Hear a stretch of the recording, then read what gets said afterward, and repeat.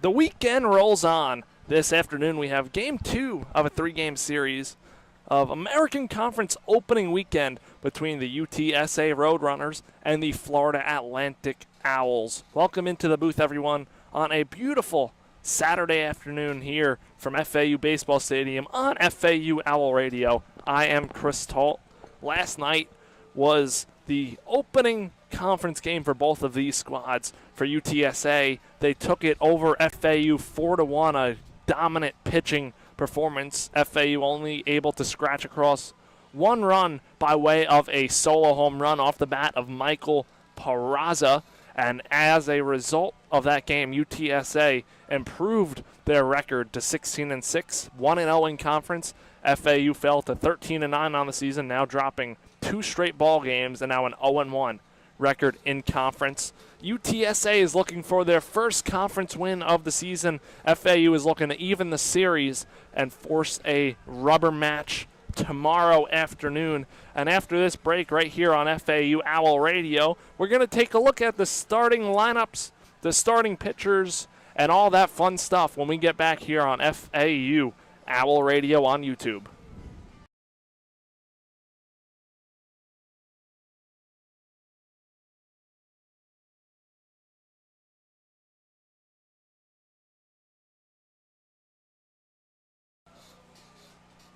Welcome back into the broadcast booth. Chris Tall here for coverage of Game 2 of a 3-game series between the UTSA Roadrunners and the Florida Atlantic Owls. The starting pitching matchup today for both sides. For UTSA first, it'll be Connor Miles, the 6'4 graduate student from Melbourne, Australia, on the mound. Stands 6'4", 215. Miles having a very solid start to his season in 19 innings pitched. Has a 2-1 record with 23 strikeouts, 5 walks, has pitched himself to a 3.79 ERA. His counterpart today for FAU on the mound will be left-hander Kide Atatui. Atatui, last year for FAU, was a struggle at certain times, was out of the bullpen, now a major arm in this FAU staff. Started the year in the bullpen, pitched midweek games, now getting his second weekend start here today. He's 1-1, 23 2/3 innings pitched to a 2.66 ERA, has struck out 29 batters, has only walked 11.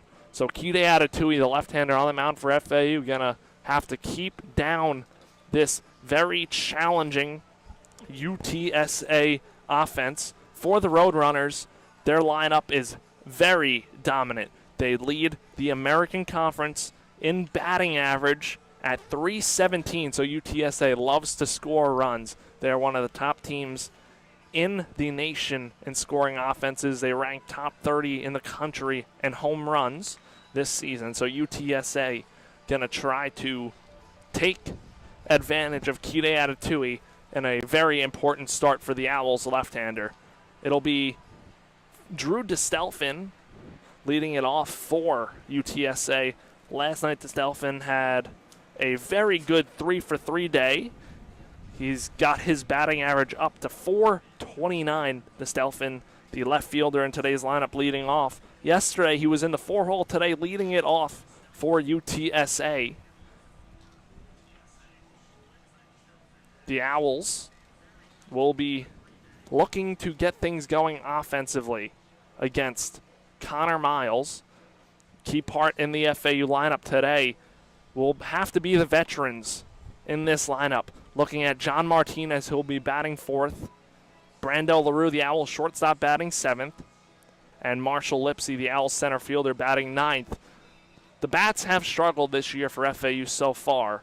And if they're going to want to get things going, it's going to be those veteran bats to get things going for this team, who we saw all of last year play very well throughout the duration of the whole season. The Owls offense looking to wake up here on a Saturday afternoon. Game 2 in conference play. And for UTSA, really, though, the keys of this game are to put pressure on FAU to score. Make this game a high-scoring game for their offense to get FAU to have to score runs to win this game. Last night, UTSA won 4-1, but there were multiple opportunities for Florida Atlantic to come back in that ball game and make it a ball game. They cut it to a one-run game in the 7th inning, and then UTSA was able to tack on some insurance runs late in the game. So for FAU, it'll be the offense, and it'll be Kide Atatui looking to build on an already great season. Now we'll switch over to the lineups for today's game. For UTSA, Drew DeStelfin, lead off, batting .429 this season. Catcher Jacob Silva was the DH yesterday. He's hitting .408, batting second. Andrew Stuckey, the designated hitter, batting third, hitting .288. Lane Hallworth, batting fourth, hitting .429 so far this season. Hallworth, the right fielder, batting fifth, and playing third base, Josh Arquette. We saw him last night. Arquette played third and second yesterday. Switched from the start of the game to third over to second midway through. Batting sixth and playing first base, Caden Miller. He's hitting .373. Brandon Bishop getting the start in center field today. He's hitting .133. Aiden Eshelman, the shortstop, hitting .269, batting eighth. Jordan Ballin, the second baseman. Last night he played short. Very exceptional glove for this UTSA defense. He will round things out and bat ninth. On the rubber once again for UTSA, Connor Miles, the 6'4" graduate senior. Now switching to the FAU lineup, it'll be Kyle Boylston batting first, playing right field. Nick Romano playing third base, batting second. Michael Peraza batting third, playing left. John Martinez batting fourth at second base. Martinez has his batting average up to .370 this year. That leads this team. Pat Ward batting fifth. He'll be playing first base today. Had the day off yesterday. Brett Patton batting sixth, playing DH. Brando LaRue batting seventh at shortstop for FAU, hitting .259 so far this year. Batting eighth and doing the catching, TJ Gramesty. Off yesterday, Ian Collier caught. So TJ Gramesty will be in the lineup today catching. And rounding things out, batting ninth, will be Marshall Lipsy, the Owls center fielder, looking to find his groove this season. And today's a big one for the Owls if they want to knock off a very solid UTSA team. The key players in tonight's lineup, again, Michael Peraza in there for FAU. Peraza batting in the 3-hole, hit the home run last night.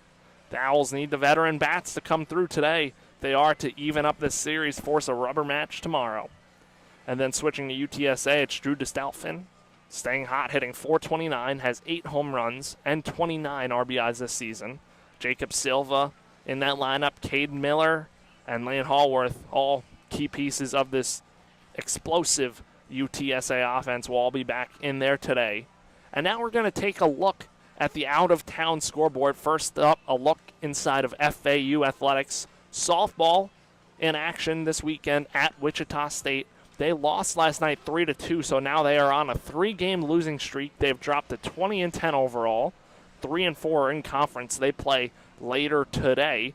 And looking around the American Conference, last night, on opening night in the AAC, East Carolina beat UAB 3-2. Wichita State beat Charlotte 8-3. UTSA won here 4-1. Rice knocked off South Florida 5-4. And Memphis beat Tulane 7-6. Those are the out-of-town scoreboards. All those teams will play again today here for Game 2 of 3-game series, American Conference opening weekend.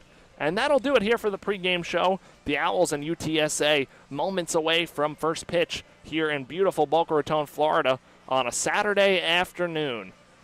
That'll do it for the pregame show. We will see you for first pitch from Kide Atatui for Florida Atlantic after this quick break.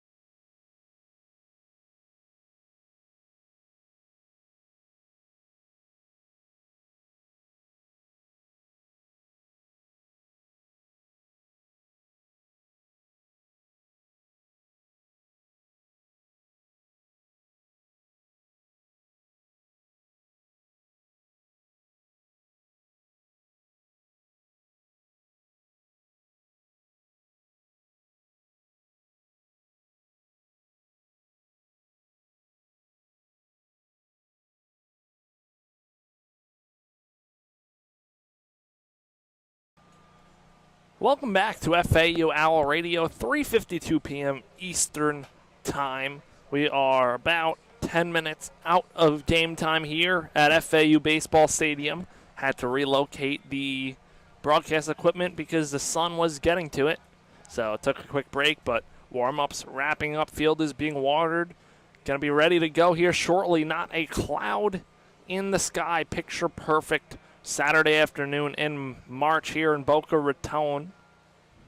We have a bunch of guests coming on to the broadcast today. First up, we got two FAU pitchers, both rehabbing from Tommy John injury.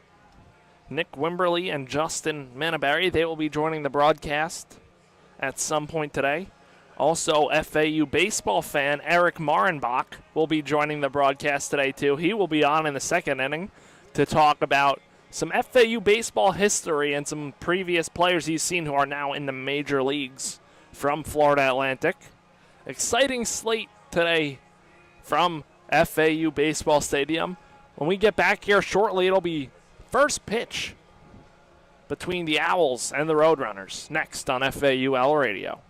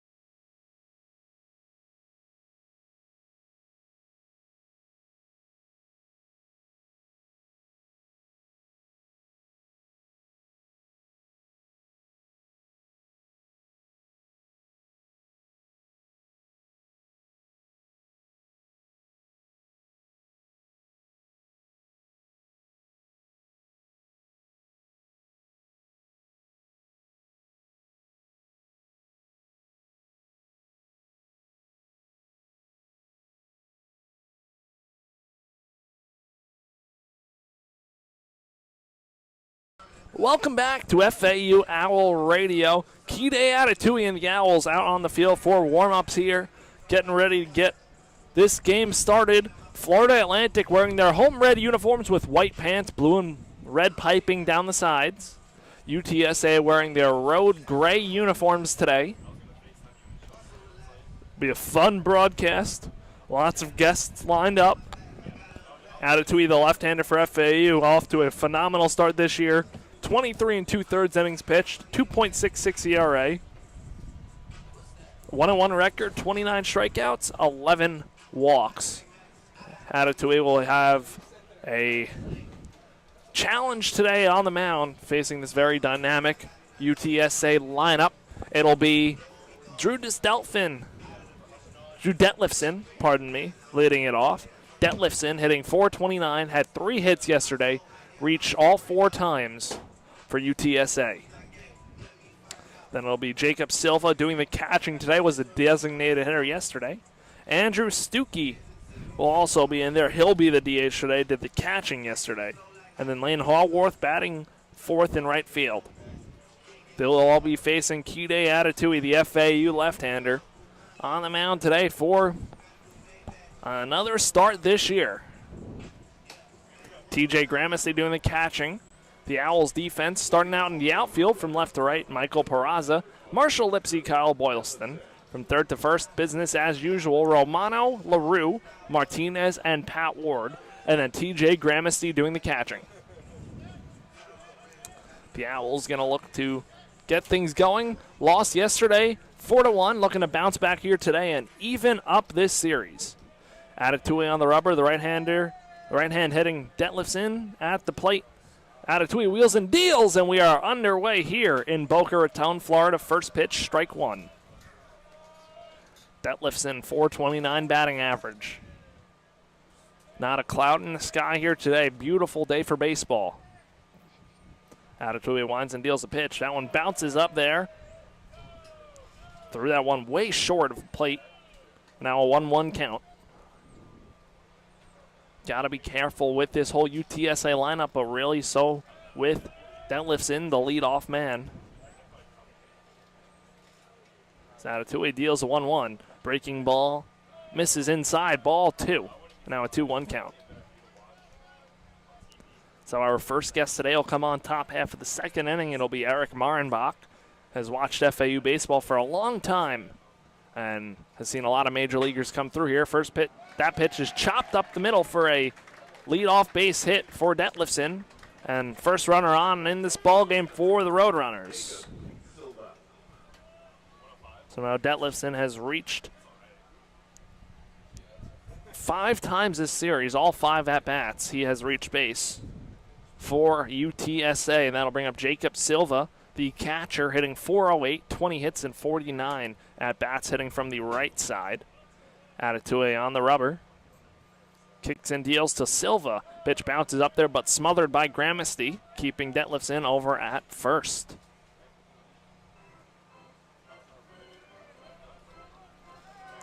This Owls team looking to even up the series here today.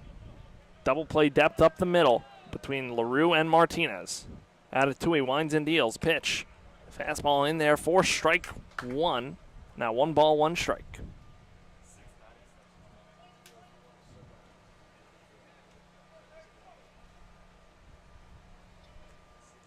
Tomorrow, me and Maddox Greenberg will be on the call for the series finale.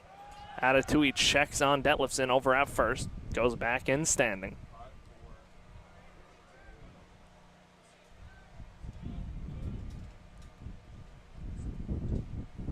A 1-1 count on the 2-hole hitting Jacob Silva. As Atatui deals the pitch. Blocked by Gramercy. Good stop, and now a 2-1 count. Last night for FAU, they used 2 pitchers. Started with James Littman, and then Zach Kilby finished out. So bullpen in good shape here today. Atatui kicks, deals the 2-1. Fastball way outside, ball 3. Got to try and find it. You don't want to work behind this UTSA offense. one of the best in the American Conference. Runner on first, nobody out. Top half of the first just started here in Boca. Adatui's pitch finds his own for strike two. Now full count on Jacob Silva. Hoping to get some shade up here in the broadcast booth soon. 3 balls, 2 strikes. Adatui deals his pitch. Off and running is Detlefson. That one's hit out into left center field. Coming on to make the catch is Michael Peraza for the first out of the inning.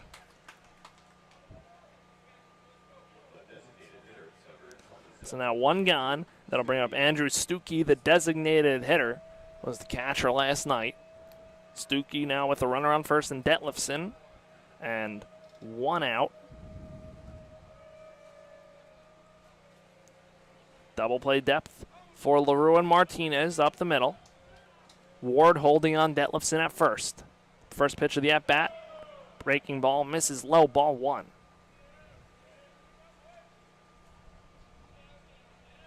Florida Atlantic 13-9, 0-1 in conference play. UTSA 16-6 and 1-0 in conference play. Adatui's 1-0 pitch. Low 1 again. Gramsci keeps it in front of him and a 2-0 count.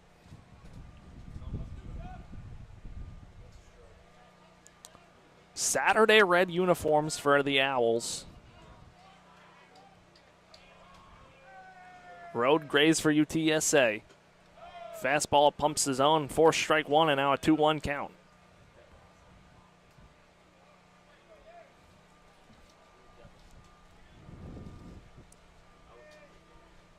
So 2-1, 1 out, runner on first, still Detlefson, had leadoff single. Adatui's pitch, bounced up there again, Gramsci keeps it in front. Now a 3-1 count on the 3-hole hitter Andrew Stuckey.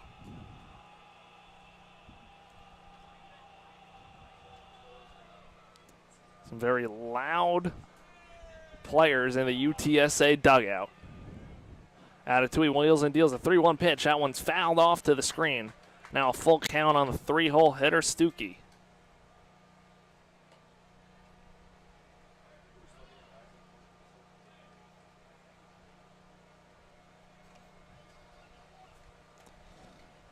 Adatui looking in for the signs from his battery mate.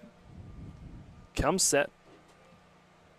Kicks and deals to Stuckey. The full count pitch. Slider in there for strike 3. First strikeout of the ball game for Kide Adatui, and there are 2 gone here in the first. Good pitch from Adatui.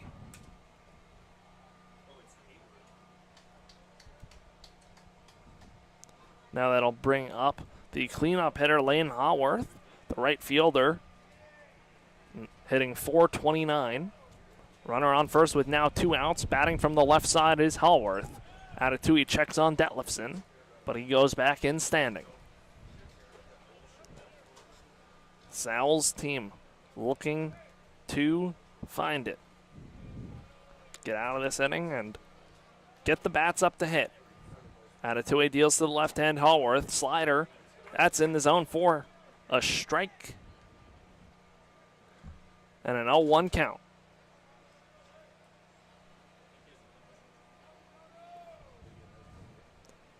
Detlefson still leading off first. A relatively small lead. Pat Ward holding him on. Adatui kicks in, deals the 0-1 slider. That one's hit out into right field. Going back is Boylston. He's going to look to play it off the wall, but it hits the top of the bullpen for a 2-run home run. Lane Haworth, his 3rd home run of the season, gives UTSA the early lead here in the first.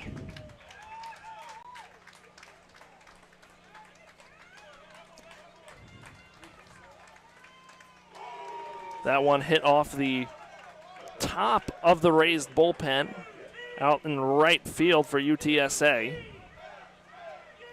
There's an elevated, almost bench where the relief pitchers sit when they get down into the bullpen, and it hit off the top roof of that bullpen. Adatui, first pitch to Josh Arquette, the 3rd baseman today.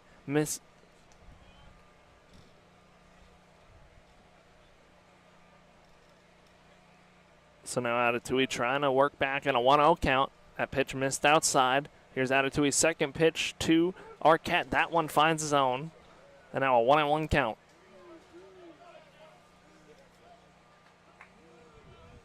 One. 2-0 UTSA here in the first. Atatui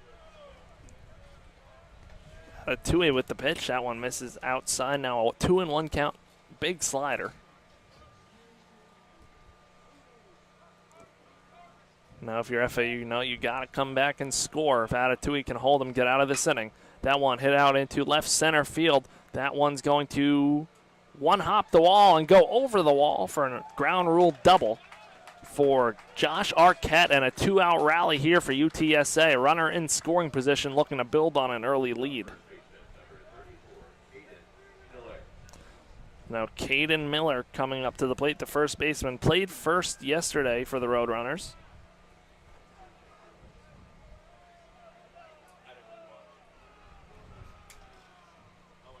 He digs in from the left side with a runner in scoring position, 2 gone in the first. Miller hitting .373 this season. Atatui trying to work out of a jam. Slider misses down low, ball 1. We'll also see something of note today, how far they extend Atatui in this ball game.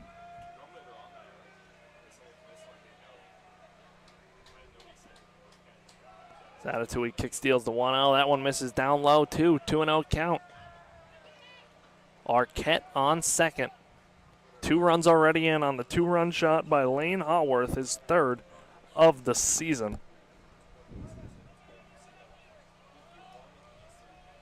2 balls, no strikes. The pitch from Atatui finds his own. 2-1 count.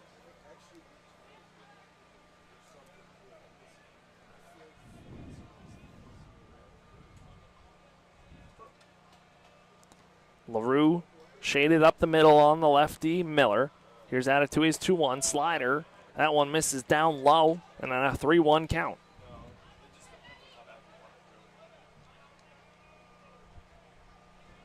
The Owls and the Roadrunners. Game 2 of a 3-game series right here in Boca. Atatui's 3-1. Fastball in there for strike 2. Full count, a pitch away from getting out of this inning.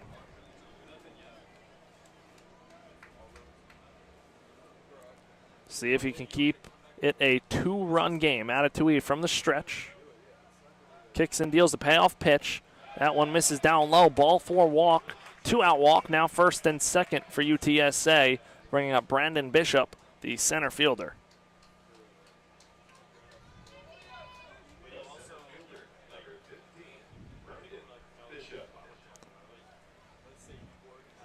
So now Brandon Bishop will come up to the plate to hit from the right side. TJ Gramsci will go out, talk to his left-hander. Early in this game, but an important part of this game is UTSA. We know they have the offensive ability to go out and score lots of runs.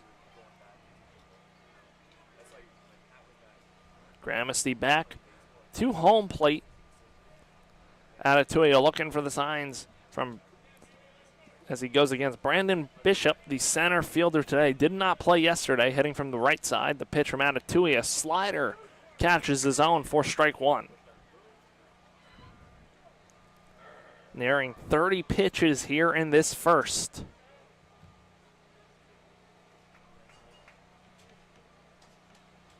An 0-1 count. On the 7-hole hitter, Bishop. Atatui's pitch, cut on and missed for strike 2. The Owls left-hander trying to work out of this jam. Arquette on second. Caden Miller on first. And 2 runs already in. Atatui sets, deals the pitch. That one chopped foul behind home plate. Bishop stays alive. And an 0-2 count.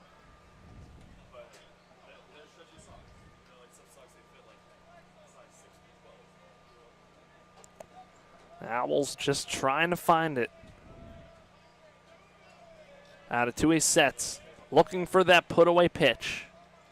Wheels and deals. Slider, swing and a miss for strike three. Drop third strike. Gramercy throws the first in time for Adatui's second strikeout of the ball game, but not before UTSA gets 2 runs on 3 hits, leaving 2 on base. We head to the bottom half of the first inning. It's 2-0 UTSA right here on FAU Owl Radio.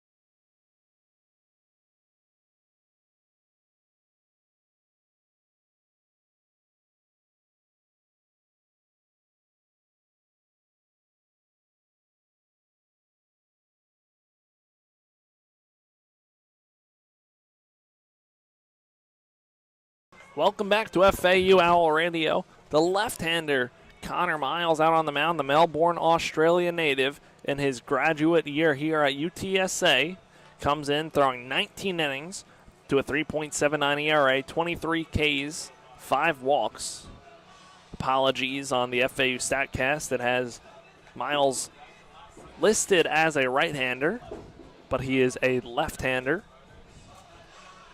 So Miles working with a 2-0 lead, and he'll be facing Kyle Boylston, Nick Romano, and Michael Peraza to start things off here in this bottom half of the first inning for FAU. Looking to get it going offensively. Boylston had 2 walks from the leadoff spot yesterday.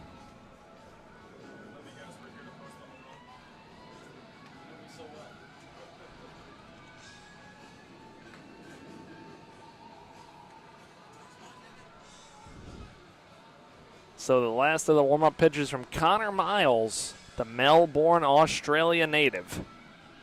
As Kyle Boylston will head up to the batter's box.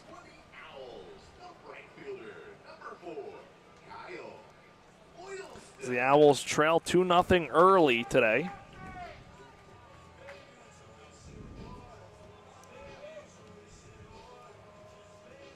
Looking to get it going early. Boylston will dig in from the right side. Connor Miles digs in on the rubber.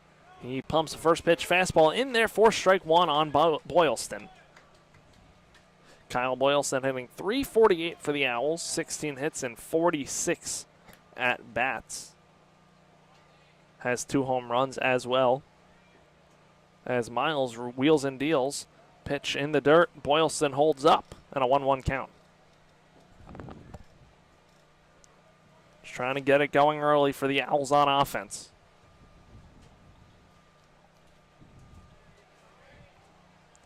Here's the 1-1 pitch. Bounces up there now, 2-1 on Florida Atlantic's right fielder.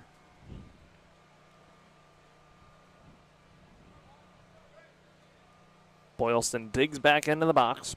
Defense playing him straight up. 2-1 misses inside, now a 3-1 count. The Owls didn't get a runner on base yesterday until the 4th inning.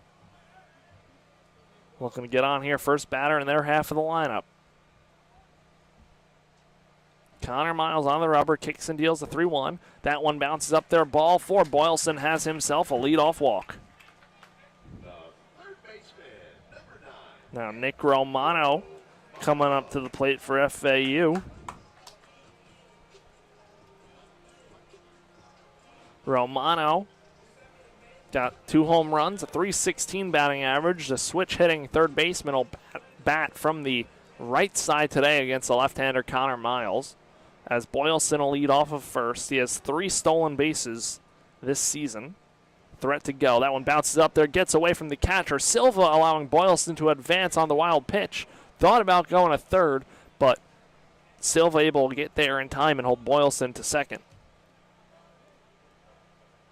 It's a wild pitch. And our early runner in scoring position for FAU. Trailing 2-0. Looking to take advantage of the leadoff walk and wild pitch. Romano in the box in a 1-0 count. Miles wheels and deals. That one bounces up there, gets away from Silva. It's in front of him, takes it down the third base line, and Boylston able to advance to third. So now, runner at third, FAU can bring in a run right off the bat here. Romano can get one in play.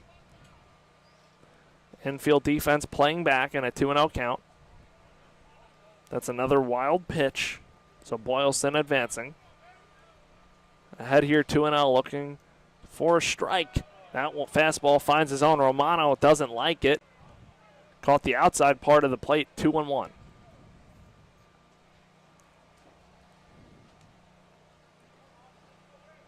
Connor Miles winds and deals. That one's low for ball 3. Now in danger of losing Romano after the leadoff walk to Boylston. Connor Miles set on the rubber. Fires away the 3-1. One misses down low, ball 4. Romano draws himself a walk, and now it's runners on the corners for the Owls with nobody out. Michael Peraza coming up for Florida Atlantic. Peraza hit a solo home run out to right field last night. To set up runners on the corners. Boylston on third, Romano on first. Nobody out, bottom half of the first. 2-0 UTSA. Arquette, the third baseman, playing on the edge of the grass. Shortstop Eshelman playing just to the left of the second base bag as Peraza takes down low for ball 1. So 1-0 count, lefty-lefty matchup. Miles and Peraza the pitch. That one finds his own for strike 1 and a 1-1 count.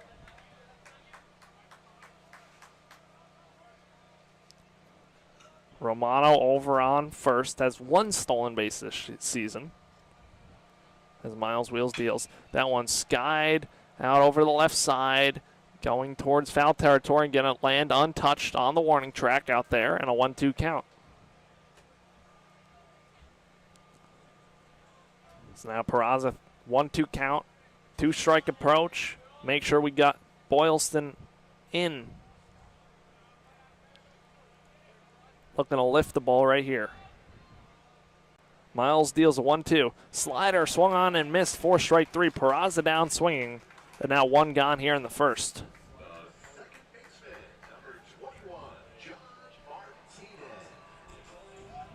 So now John Martinez, the FAU second baseman, coming up to the plate. Martinez hitting .370, leads the team in batting average. Has a homer and 15 runs batted in. Runners on the corners with 1 out. Pitch swung on and missed for strike 1. Martinez chases on the fastball.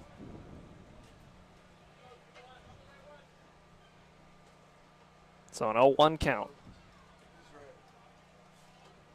Miles kicks and deals to Martinez, who takes down low and out for ball 1.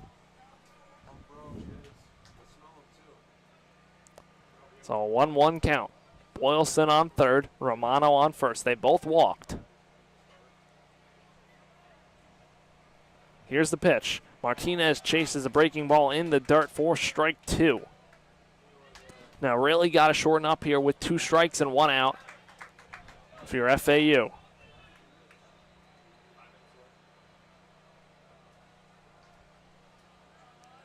One and 2 with 1 out and runners on the corners. Middle infield playing back, looking for the double play. Martinez takes a big cut and a miss at a breaking ball and 2 consecutive strikeouts with runners on the corners, now leaving it on the shoulders of Pat Ward here in the first.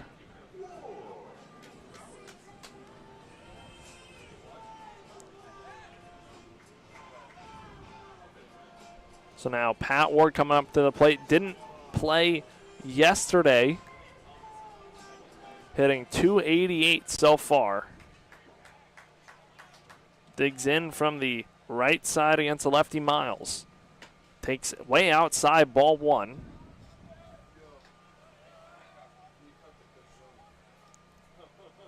Second baseman Ballin shaded way up the middle.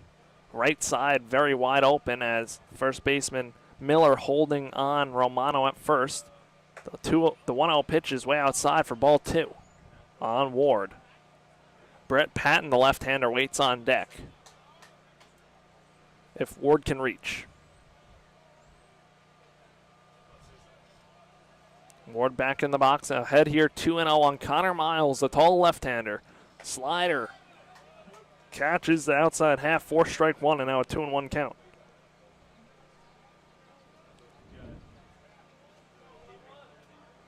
Miles looking to work out of a jam. First and third, there was nobody out. Now 2 outs after 2 strikeouts. Ward serves that one into right field. That one's falling towards the line. It's going to drop in.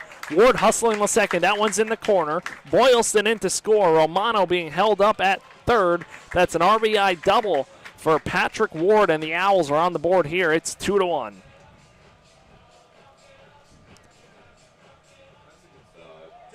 So Pat Ward clutches up with 2 outs and 2 runners on, bringing in 1. Now Brett Patton will come up and hit from the left side with a chance to bring in more in the bottom half of the first.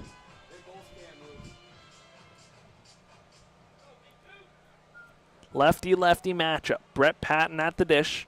Second and third, 2 outs. Romano on third. Fouled off to the screen. Now an 0-1 count.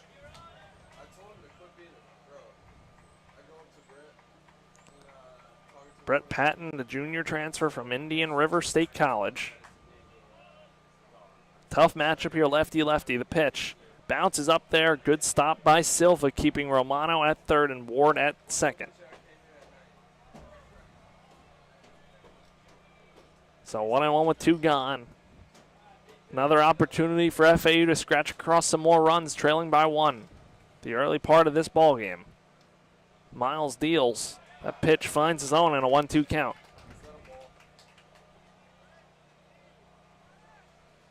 A tough at-bat for all these left-handers in the FAU lineup. Romano dancing off third, has a big lead. Miles wheels and deals a 1-2. Slider chopped foul down the first base line. Will stay 1-2.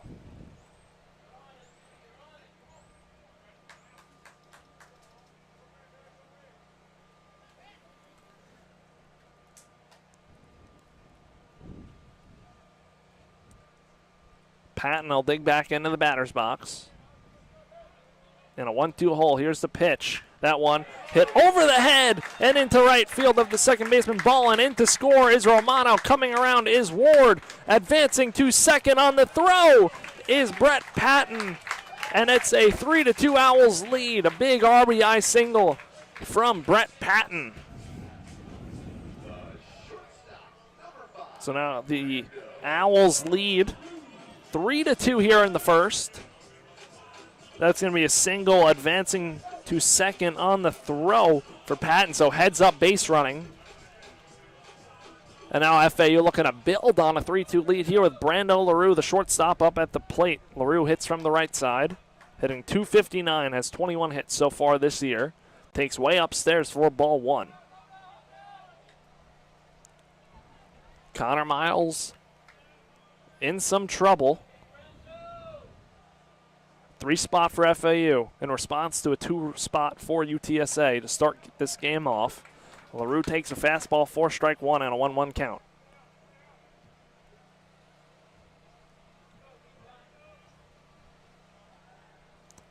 Checking on the runner at second, Patton, who dives back in safely.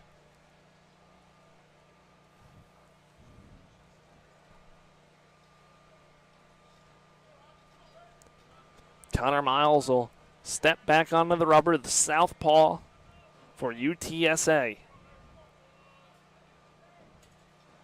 Pitch way up and out, ball 2 on LaRue. TJ Gramesty, the catcher, waits on deck. Another duck on the pond for FAU if they can cash in here in this first. Patton on second. Miles Kicks and deals his 2-1 pitch. Slider chopped right into the glove of Miles, who will run it over to first, flip it in time for the out. LaRue retired, but not before FAU scores 3 runs on 2 hits, leaving 1 runner on base. We're going to head to the top half of the second inning. It's 3-2 Florida Atlantic.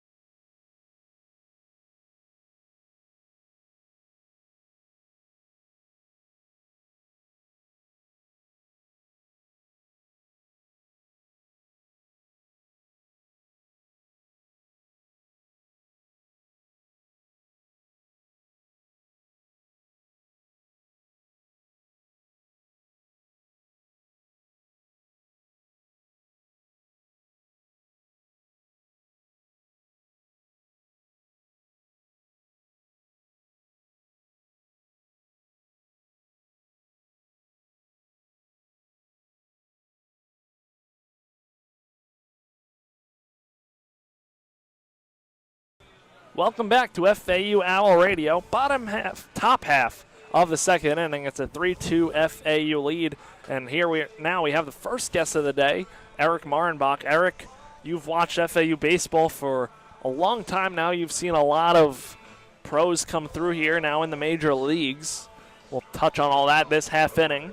Kide Atatui on the rubber for his second inning of work. It'll be Aiden Eshelman, the shortstop, at the plate. Eshelman hitting .269 so far this season. And Eshelman will dig in from the right side. Atatui on the rubber. Defense playing Eshelman straight up. Here's the pitch. Fastball pounds his own for strike 1.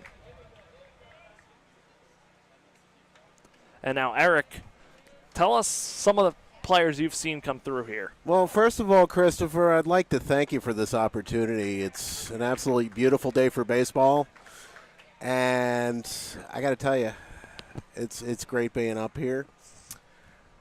My boy Nolan Shanuel is ready for another great Major League season.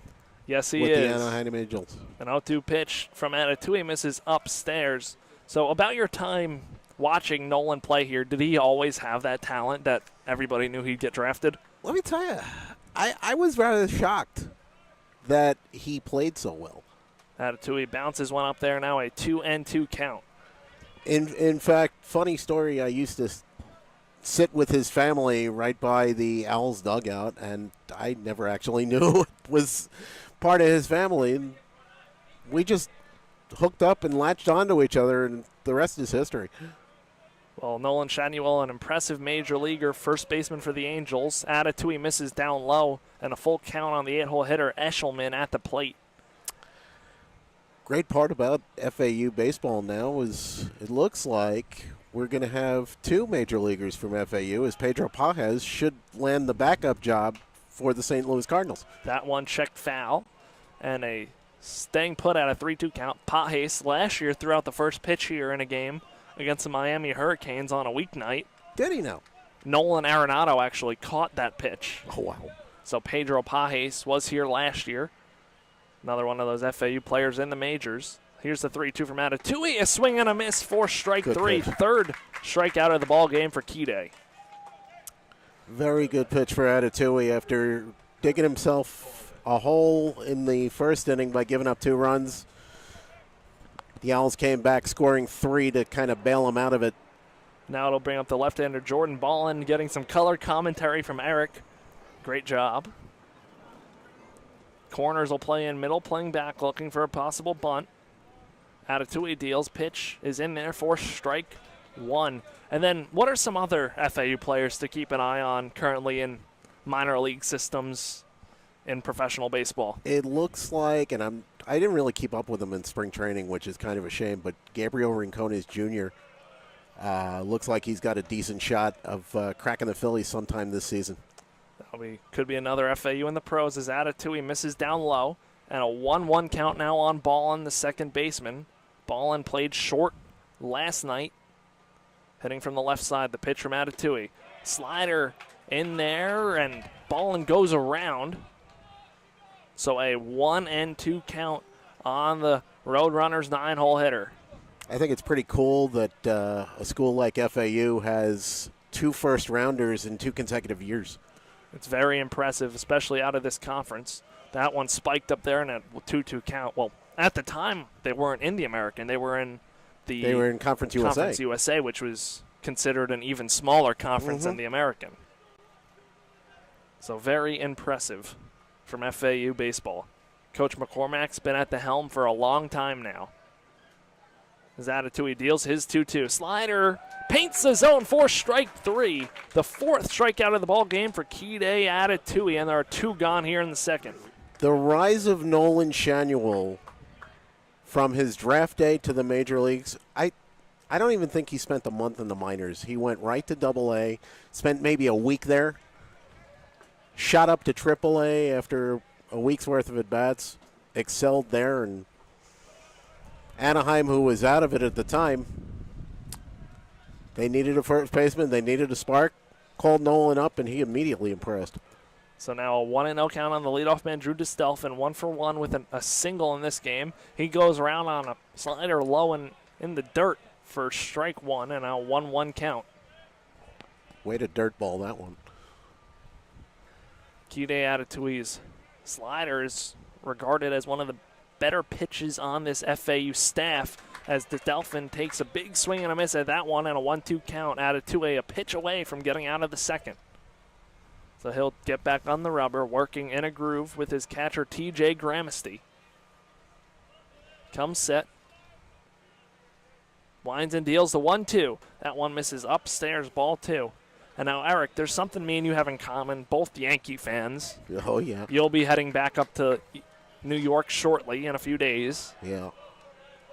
Baseball in full swing here. You get a lot of baseball in the winter here at South Florida. Atatui misses that one down low, so a full count on the Stelfin. In fact, last weekend of spring training, and I'm here at FAU, so you and the Owls mean a lot to me.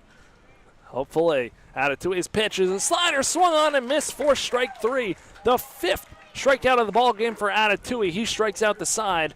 The Owls will come back up to hit in the bottom half of the second. Eric, thank you very much for your time on the broadcast. Why, thank you.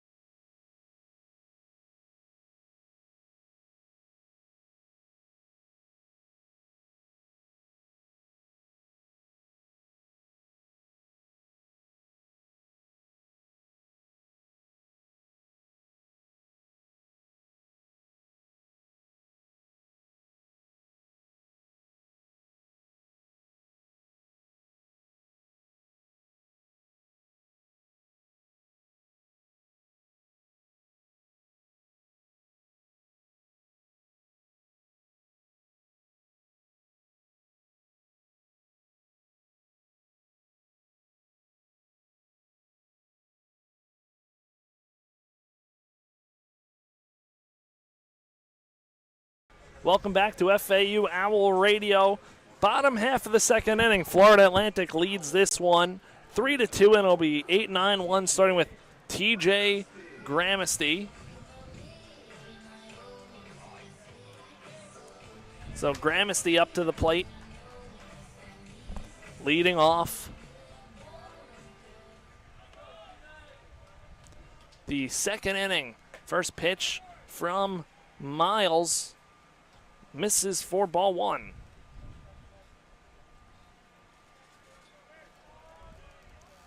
So 1-0 count. Miles wheels and deals that pitch. Misses outside, ball two.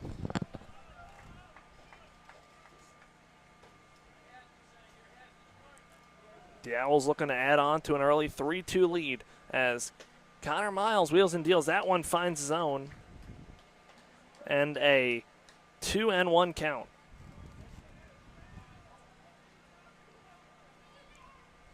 The tall left-hander against the Owls catcher. Fastball in there for strike two on Gramesty.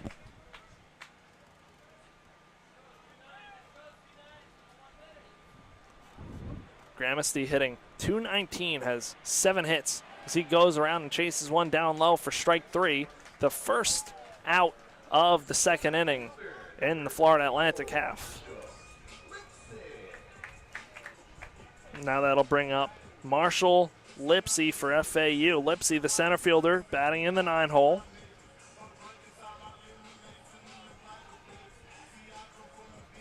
So Lipsy in a lefty-lefty matchup against a tough left-hander, Connor Miles, as Lipsy takes a swing and a miss at that one and a 0-1 count.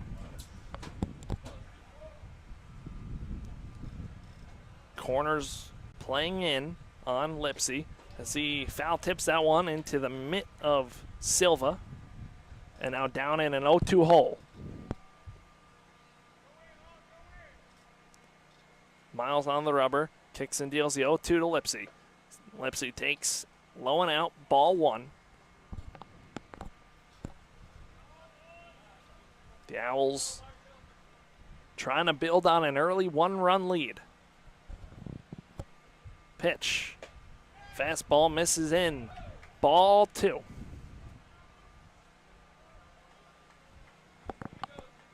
Shortstop Eshelman playing just to the left of the second base bag.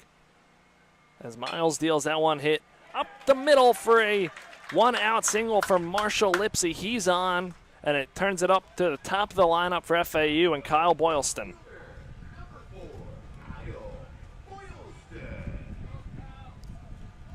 So now Boylston coming up to the plate with 1 out. Boylston walked and came around to score last time at the plate. Led off the Owls' bats today with a walk.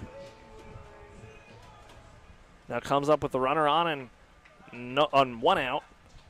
Second baseman Ballin shaded up the middle looking for the double play. That one's fouled off the end of the bat to the backstop at an 0-1 count.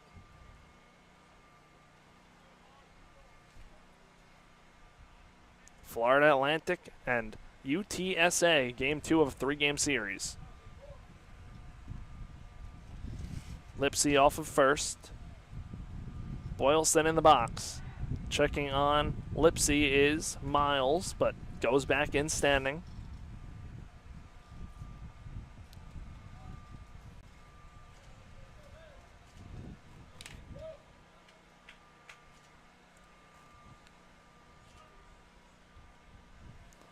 Here's the 0-1. Boylston swings and misses at that one. Now an 0-2 count.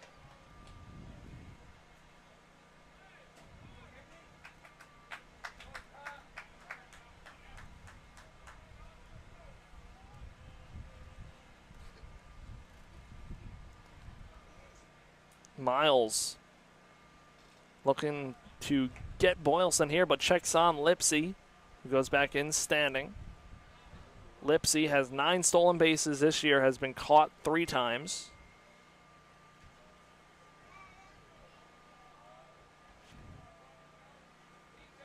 In the lefty-righty matchup right here at the plate. Miles wheels and deals. Boylston swings and misses, chases one low and out for strike 3.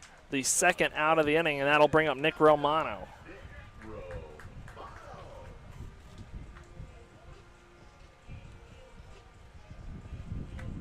So now Nick Romano coming up to the plate for FAU. Romano batting from the right side. He walked and came around to score on the Brett Patton single. Romano heading from the right side with Lipsy on first. Checking on Lipsy again, goes back in standing. See, a lot of those checks in college baseball, no limit to how many times you can throw over.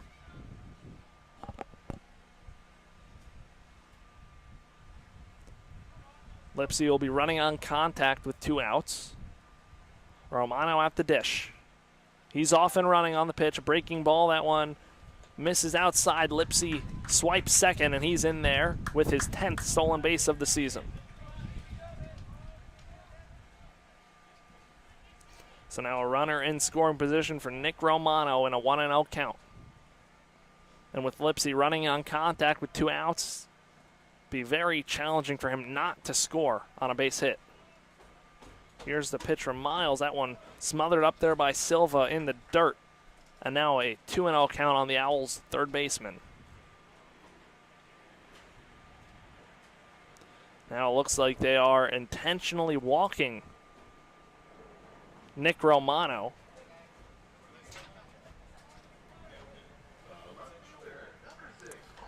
So Romano gets intentionally walked. And now he's up to first, so runners on first and second with the left-hander Michael Peraza, who's 0 for 1 today at the plate. Pitch fouled off behind home plate.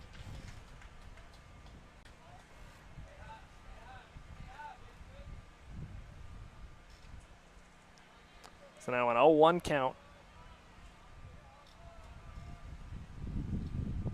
Pitch from Connor Miles. And Peraza able to hold up. It's a 1-1 count.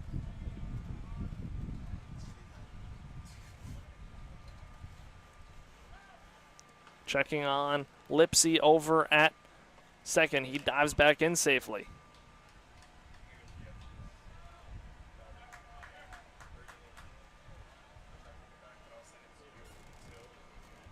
Peraza at the plate. Here's the pitch. That one chopped to the first baseman Miller. Off of his body and into right field. Coming around to score is Marshall Lipsy. He's in.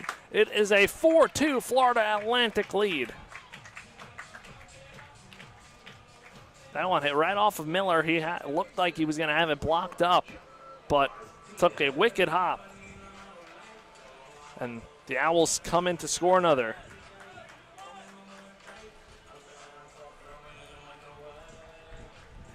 So a 4-2 Owls lead.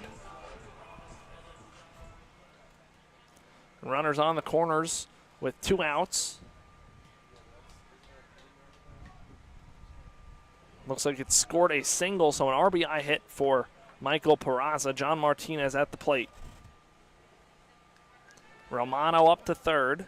Lipsy in. And John Martinez at the plate. Runners on the corners, 2 outs, 4-2 Owls. The 1-0 is chopped foul down the third base line. The Owls look to push across some more.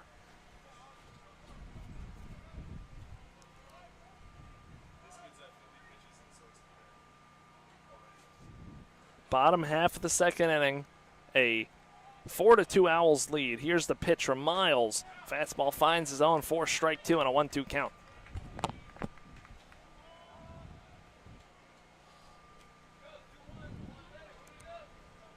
Connor Miles ahead here, 1-2.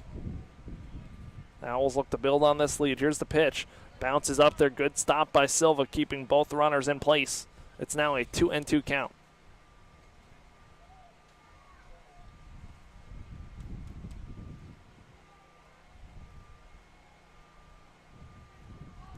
Miles comes set from the stretch. Dancing off of first is Peraza. Here's the pitch.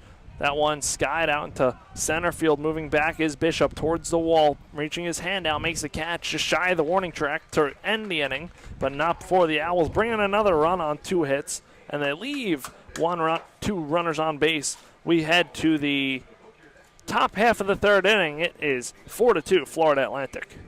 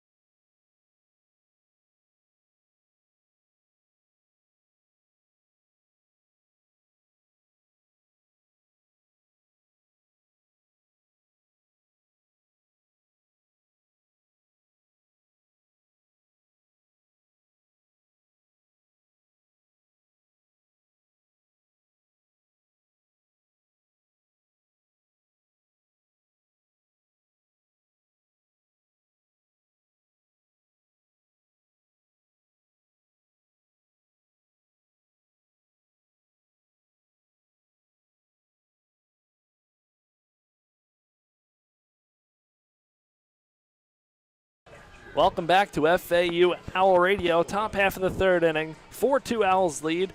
Next guest of the day is pitcher on FAU, Justin Minaberry. Justin. That's right. Is in the broadcast booth here today with us a lot this year. So, Justin, how's the rehab going from Tommy John? So far, so good. I'm a solid 3.5 months in and just getting after it every day with whatever Brandon Barnard or Steve, our 2 PTs on campus here, whatever they have me doing. It's got me feeling good so far. That's good. I feel I'm in a good spot, yeah. The 0-1 pitch is cut on and missed for strike 2 against Jacob Silva, the catcher for UTSA. And in the rehab for Tommy John, have there been any challenges for you? I know each pitcher works through their own things when it comes to rehabbing, but have there been any challenges so far as Atatue throws his 0-2 that misses down low? Yeah, there's definitely been some challenges, especially early in the semester, just like squeezing PT in with class and then getting to practice on time. And then some stages in the rehab, introducing a new exercise will have it feeling a little wonky. As Kide throws a gross changeup right there. What would you say Kide's best pitch is? It's got to be his slider, man. I mean, that changeup's looking really good today, but his slider is just an outlier pitch, and it's got left-handed and right-handed bats at mercy at all times. 2-2 is in there for strike 3, the 6th strikeout of the ball game for Kide Atatue, and there's one out here in the third. When you're talking to other pitchers on the team, whatever level it's been in, I know you transferred in from Indian River State. Yes, sir. Do you take stuff from other pitchers, like if there's something that works with Atatue, for example? Is there something you like to incorporate and kind of make your own from pitch mix and repertoires? That one's fouled back to the screen and an 0-1 count on Andrew Stuckey. I definitely always like to be like a sponge for the information, especially, if I really know and have seen the guy throw a lot and his stuff works. Sometimes I'll give a pitch grip a try or try to, feel a move that they feel, see if it helps. But with pitching, everyone's way different. There's a slider that's swung on and missed for strike 2 on Stuckey, so an 0-2 count. Kide Atatue working ahead of the first 2 batters here in the third. I feel that's the cool part about pitching is everyone's just, you can be funky, you can be standard and throw cheese. There's all different shapes and sizes. That one from Stuckey hit foul down the third baseline, so he stays alive in a 0-2 count. Do you have any pitchers from major league level you try and copy your game off of? Anyone you got any pitches from that you like to watch a lot? Honest answer, no. This is a very honest answer. I've been just feel what works for me because I started throwing really slow. Sophomore year, I was throwing 76, and I just got to a point where I had to figure it out and just get to a point where I can go play at the college level. So I just started figuring out my own cues and moves that allowed me to, hit 86, then the 88, and then touch a 90. But I do have a number of pitchers that I really enjoy watching. Ironically, they're from the left side, and I'm a right-hander. I love watching Aroldis Chapman, and obviously love watching Tariq Skubal. He's the new GOAT, man. Yep. I love watching all of his stuff. Very good pitchers. Atatue ahead here. 1-2 on Andrew Stuckey. 1 gone in the third. 4-2 Owls. Here's the pitch. That one popped up on the right side. Pat Ward moving into foul territory, moving under it. Back pedals, makes the catch for the second out of the third inning. What was the portal like for you when you were trying to find your fit after last year at Indian River State and coming to FAU? Was it challenging to find a place where you wanted to go, or did you kind of have your eyes set on Florida Atlantic? So actually, I came on a visit last fall, early fall, I think October. Came on a visit here at FAU. It was my first one, and Coach Mack told me with the roster downsizing, because that's when it was first happening, that they weren't quite sure what they'd have room to take in, what they could do yet. So I'm like, all right, and I did kind of have my eyes set from the jump there. I liked everything that we had going on, everything that I had seen and heard about the program, knew about the program already. Good ball club. And then from there, I had a good fall and got some offers already in the fall. And I kind of just held off in the spring, and held off until the spring, and then had a good year. And the phone kept ringing. But it's not really much of a transfer portal. It's when you're in JUCO and you're a sophomore, they all just come and watch. So 1-1, that slider misses outside. Ball 2 on the 4-hole hitter, Lane Hallworth. Did it make it easier also coming over to FAU with Brett Patton, who also played at Indian River State? Did that make it easier for you knowing you had someone coming over? Let me tell you, that definitely made it a tempting offer. Here's the 2-1. That one bounces up there. Now a 3-1 count on Hallworth, who's 1-for-1 with a 2-run home run that came in the first. Yeah, that made it a tempting offer. Brett and I were close buddies at Indian River for our first 2 years, and he committed in the fall, obviously. And then when I got the opportunity end of spring from FAU, I was like, dude, how could I not? Fun place over here. Here's a 3-1. That one misses outside. Hallworth draws a 2-out walk, bringing up the third baseman, Josh Arquette. And yeah, it was a really easy decision, man. Indian River State, I know they produce a lot of baseball talent, especially locally around here. I don't remember off of the top of my head all the FAU kids that have came here, but I know there have been a bunch. A few in the last few years, yeah. It's been like a feeder system as TJ makes a good throw down to second, and Johnny can't hold on to it. Pitch was a strike, so an 0-1 count though. Stolen base for Lane Hallworth, runner in scoring position for UTSA. Lefty-righty matchup. Is there an expected target date for you to get on the mound later in the season? I don't mean in game, but really start to ramp up as you get towards like summer ball and everything like that? It'll be some point in the summer. So I got my surgery date was December 10th, and from there it's 16 to 20 weeks. 16 to 20 weeks after that date of rehabbing until first throw, and then from there it's another couple months. So somewhere in the middle of the summer I'll be back on the mound. A 1-2 count now on Josh Arquette as he foul tips that one into the batter's box. Coach McCormack coming out from the dugout. Not sure exactly what's going on.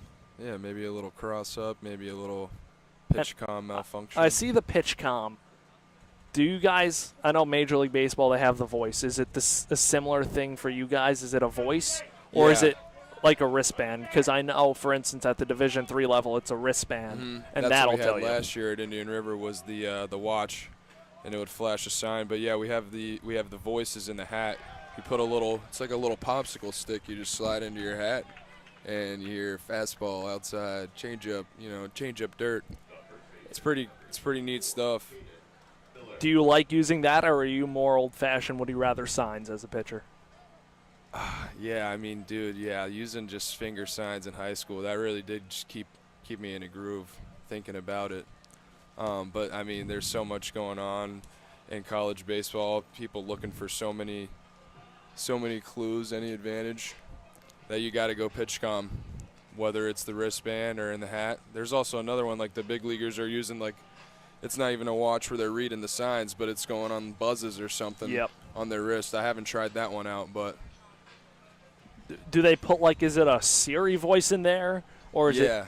Yeah, it's like that automated type ours voice. Is like a male Siri voice. Yes, sir. He's got a nice deep tone to him. You can't miss him, that's for sure. He really lets you know when he wants you to throw a fastball top of the zone. Mound visit done from pitching coach Hunter Cooley. What has Coach Cooley been like for you this year? He's been great. He's been awesome, man. Since the second I stepped on campus, he did everything to try to get to work with me, obviously. Slider from out of two. He misses down low on the left-hander, Caden Miller. First and second, 2 outs. Sorry about that. All good. Obviously banged up. So I was feeling some stuff in the fall. So what I was saying is he's been really good working with me through all the things I was trying to figure out in the fall with my arm hurting. Even taught me a new change-up grip. the first couple of weeks with working with him, he tried helping me get in my back leg, add a few more miles per hour. But with the arm not feeling too good, it was kind of a little bit of a confusion. The 1-1 slider from But he's been Atatui awesome. misses down low, and now a 2-1 count. And now I know a bunch of you guys this year on the pitching staff have had Tommy John surgery in the fall season. I'm sure you guys all being on similar paths and working back.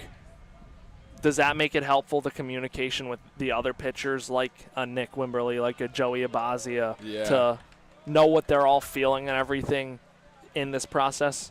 It definitely does help. It's like a positive reinforcement for sure. You can just lean over to your brothers like, hey, did you feel this when you were at my stage in your rehab or doing this exercise? 3-1 is in there at bottom of the zone on Caden Miller, so now full count, 2 outs. Runners on first and second. They'll be running on the pitch. It's Hallworth on second, Arquette on first. Big pitch right here from Kide. Atatui looking to get out of a jam. Here's the 3-2. Slider There swung it is, on and that missed slider. for strike 3. 7th strikeout for Kide Atatui. He gets out of the inning. Thank you very much for joining us today. Yeah, thank you for having me, Chris. The Owls It's been a pleasure. working with a 4-2 lead as we head to the bottom of the third here on FAU Owl Radio.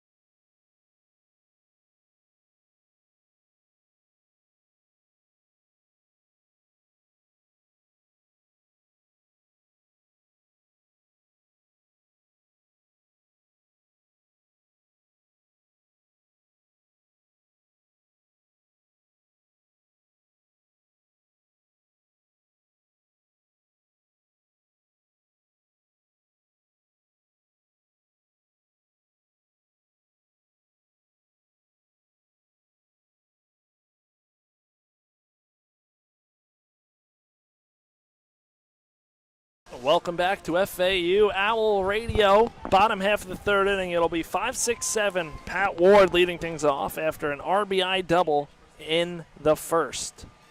The pitch from Connor Miles on in his third inning of work is in there for strike 1.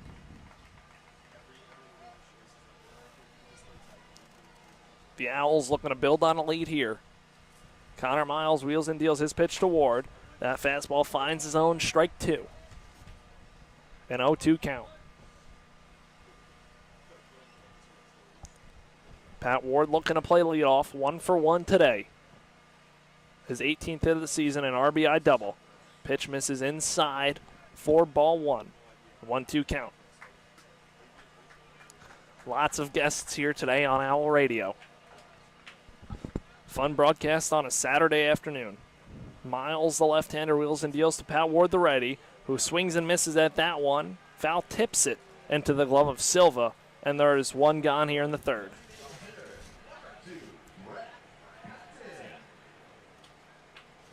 So now Brett Patton, the designated hitter, comes up. Patton had a 2-run single last time up at the plate. So Patton going to look to come through here on the lefty, Miles.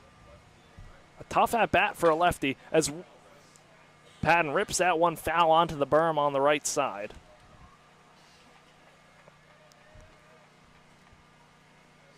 The Owls and the Roadrunners, bottom 3, game 2 of a 3-game series, American Conference opening weekend. Slider hangs up there into right field. Moving under it is right fielder Hallworth. Makes the catch for the second out of the inning, retiring Patton. Now that'll bring up Brando LaRue, the Owls shortstop.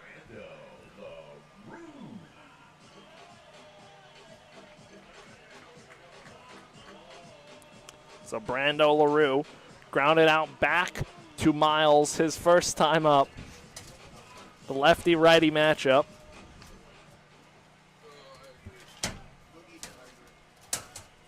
Here's the first pitch to Brando LaRue.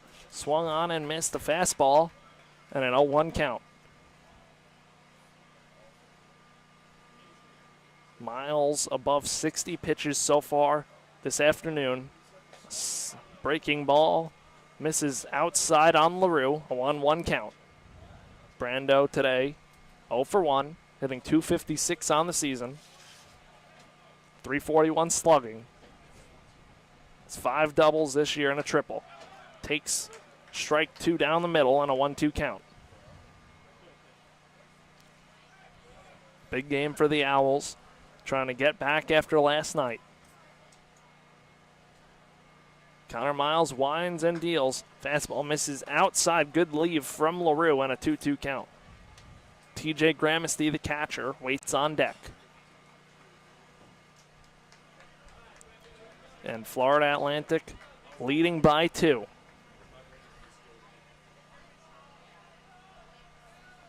Here's the pitch from Miles. Bounced up there in the dirt. LaRue leaves it. Now a full count with 2 outs.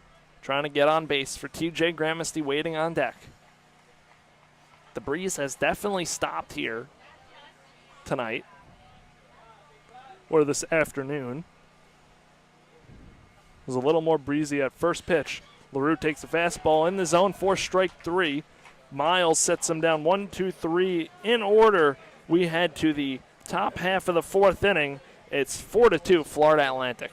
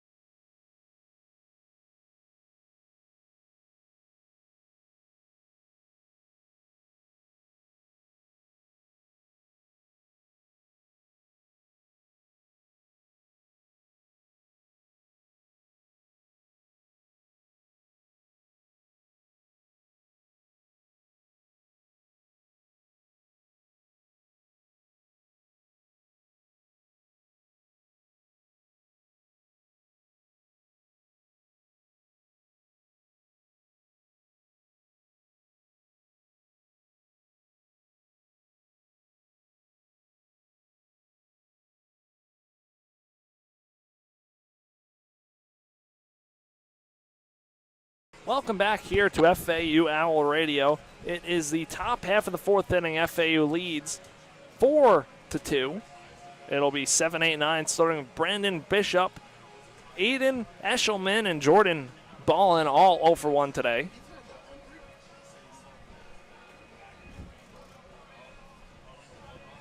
So Atatui heads up to the rubber after finishing his warm-ups.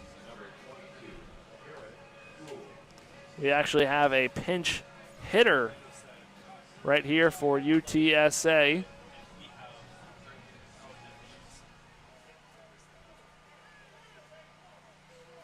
Didn't catch the number yet, but it is right-hander on Atatui. Here's the first pitch, slider in there for strike 1. Atatui has 7 strikeouts so far this afternoon into the 4th.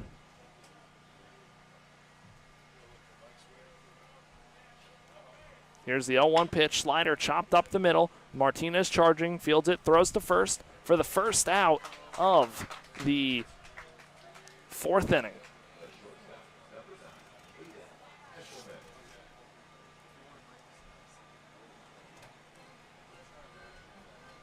So now that brings up Aiden Eshelman, the shortstop, 0 for 1, struck out looking. His last time up, digs in from the right side. Pinch hitter was Garrett Gruel for Bishop, the center fielder. That pitch misses for ball 1.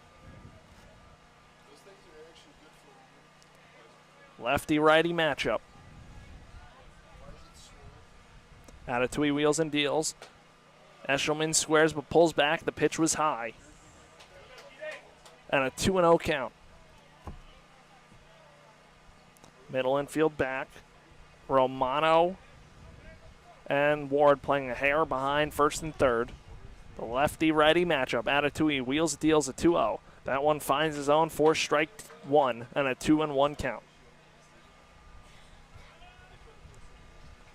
Field still bathed in sun. The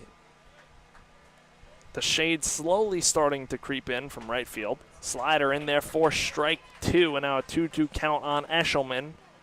Atatui looking to keep it rolling. Looking in for the signs from Gramesty. Comes set. Winds and deals a 2-2 pitch. Slider misses down low for ball 3. Eshelman able to lay off. Now pushes it to a full count.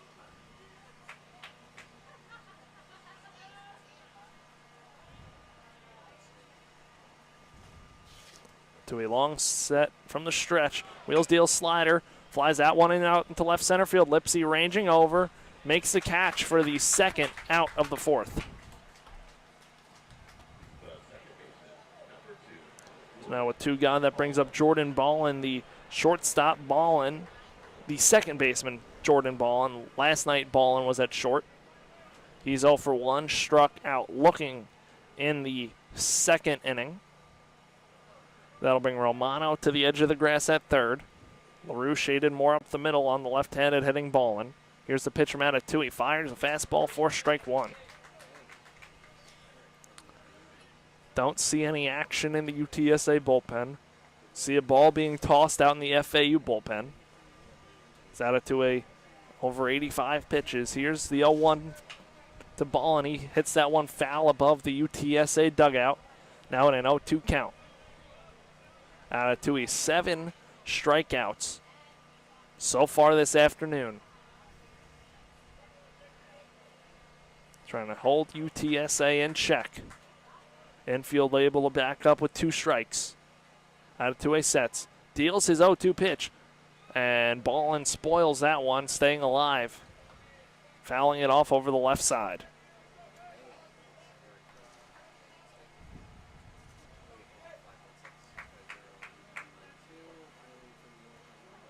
Oh, and 2 count.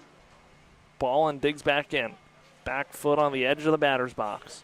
Atatui wheels and deals. Slider misses outside. Ball 1. It's now a 1-2 count.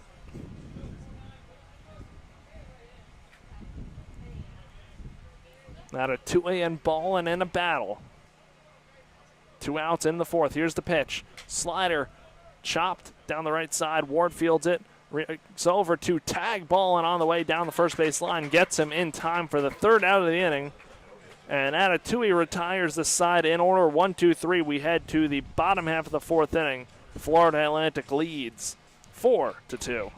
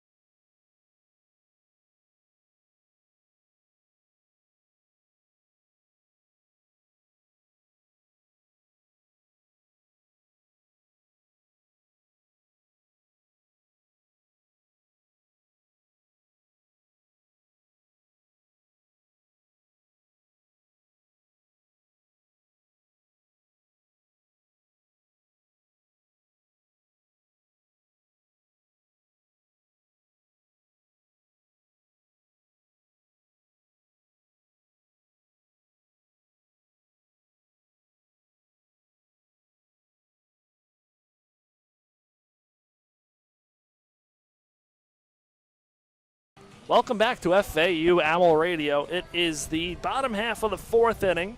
TJ Gramercy, Marshall Lipsey, and the top of the order.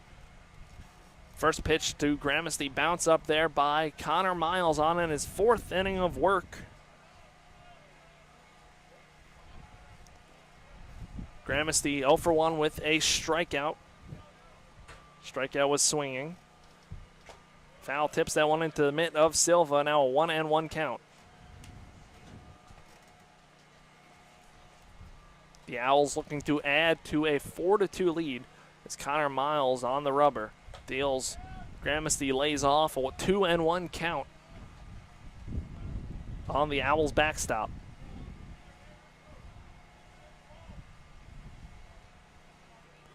Miles winds, deals. Pitch misses outside for ball 3. The crowd has filed in here today.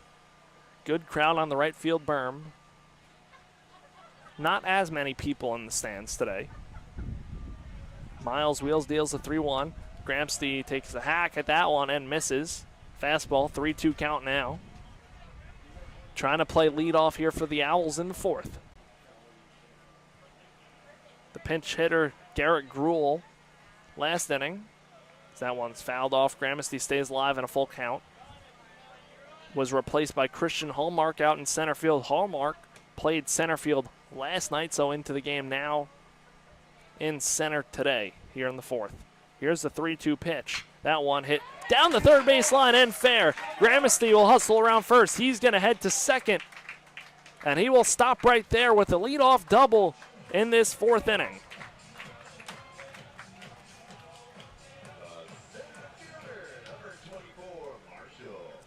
So now Marshall Lipsey, the Owls center fielder, coming up.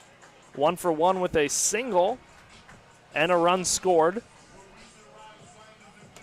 Runner in scoring position is TJ Gramercy.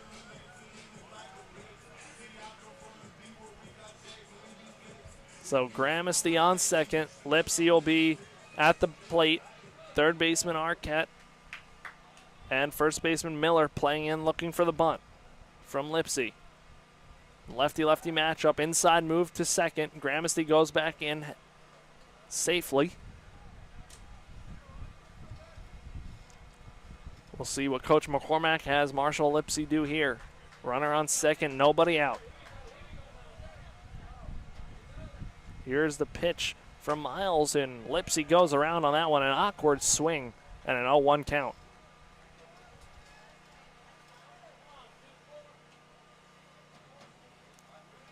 Trying to come through for the Owls. Marshall Lipsey, 13 runs batted in this year, 2 homers.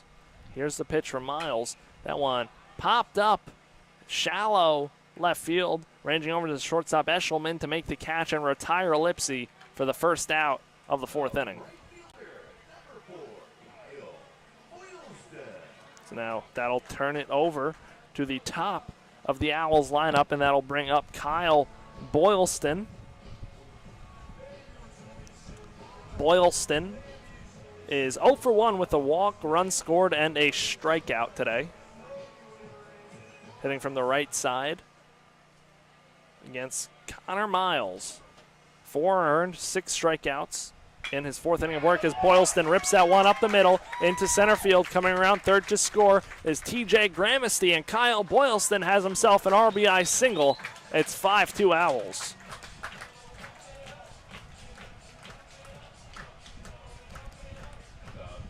Boylston, first pitch swinging, and takes it back where it's pitched for an RBI single. That'll bring up Nick Romano, the Owls third baseman, 1 for 2. Pardon me, 0 for 0 today. Walk, a run scored, and then an intentional walk. So he's been on 2 times today. Boylston on first. 5-2 Owls lead. Miles deals breaking ball. That catches the outside part of the plate. An 0-1 count.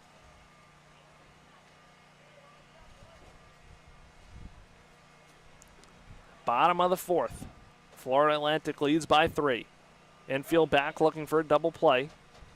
Pitch chopped to the third baseman.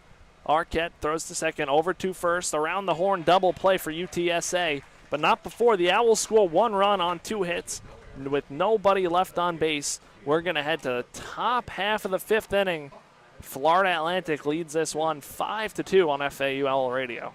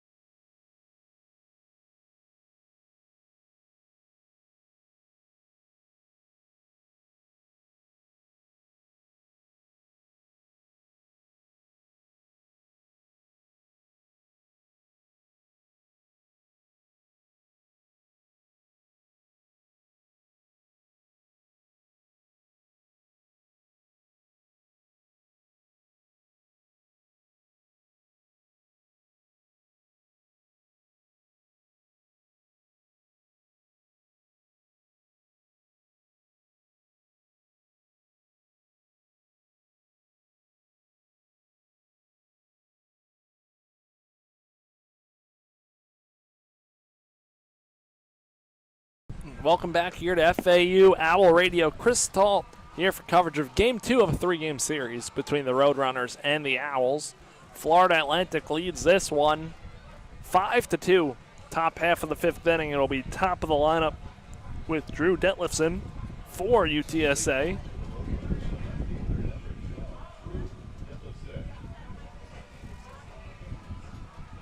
So Detlefson, 1 for 2 today, single run scored and a strikeout his last time up. Detlefson digs in from the right side against Kide Atatui. Atatui at 89 pitches on in his 5th inning of work. And a swing and a miss by Detlefson. And an 0-1 count. Lefty-righty matchup.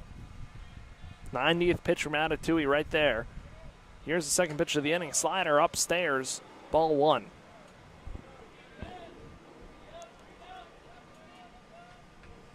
So a 1-1 count. Atatui comes set from the stretch. Fires away the pitch. One bounces up there. Ball 2.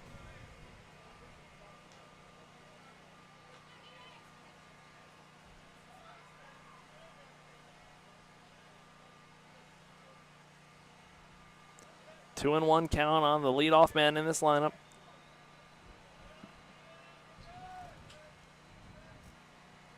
Here's the pitch. That one finds his own for strike 2. Detlefson hitting .430 this season. Very impressive batting average from the left fielder.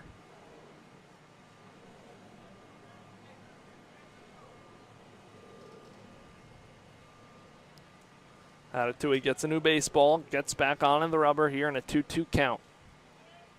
5th inning of work for Kide. He winds and deals a 2-2 pitch. Slider misses down low for ball 3. We'll see how long they let Kide go. Over 90 pitches now.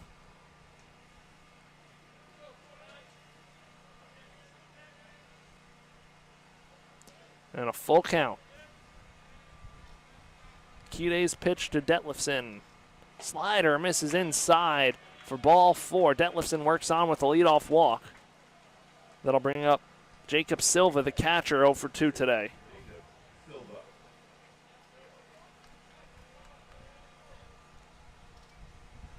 So Silva, the right-hander, will dig in. Looks like they're going to keep Atatui out there. Double play depth up the middle between LaRue and Martinez.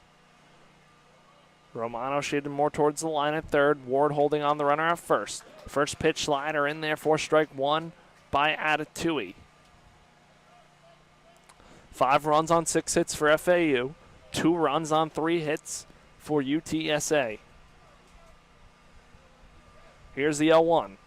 Fastball in there for strike 2 and now an 0-2 count.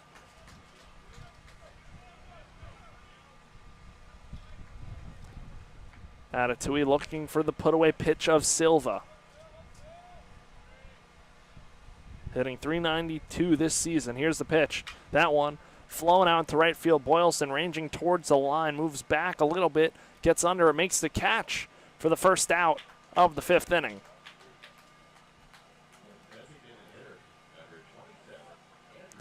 That'll bring up Andrew Stuckey, the DH. He's 0 for 2 today. A strikeout and a ground out to first base. Stuckey, the right-handed bat. Owls, the double play away now from getting out of this inning with Detlefsen over at first. Atatui looking at Detlefsen. It's 2 stolen bases on the season. Here's the pitch from Atatui to Stuckey. That one misses Stuckey. It looks like it went behind him and goes to the backstop, allowing Detlefsen to advance into scoring position on the wild pitch. And now a 1-0 count.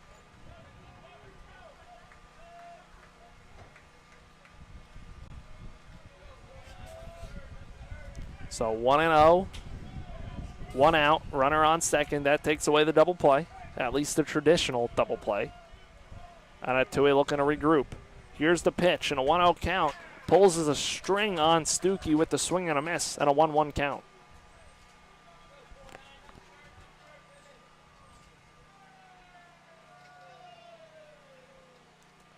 Florida Atlantic and UTSA here on a sunny Saturday afternoon. Here's Atatui's 1-1. Pitch misses down low. Good block by Gramesty, keeping it in front. And a 2-1 count. Atatui at 100 pitches in his 5th inning. Has 1 out so far, so 4 1/3 through the day. And Atatui looking at Detlefsen over at second. Comes set, deals the pitch. That one popped up over our heads back here. Eric moves out of the way. And a 2-2 count.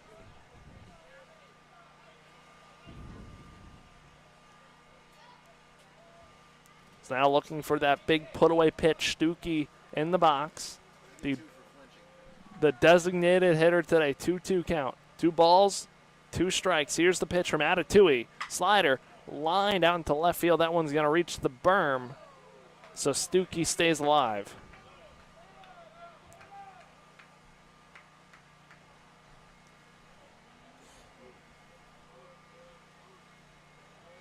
And a 2-2 count. Stuckey back in the batter's box. Detlefsen again leading off of second with 1 out in the 5th. UTSA trailing by 3. Here's Atatui's pitch. Slider line foul down the third base line. And staying alive is Stuckey.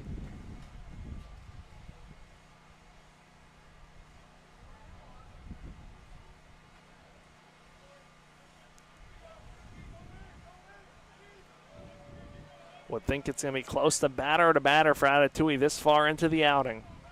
Over 100 pitches. Here's the pitch from Atatui. Fastball misses outside, and a full count on Stuckey, who is 0 for 2 today.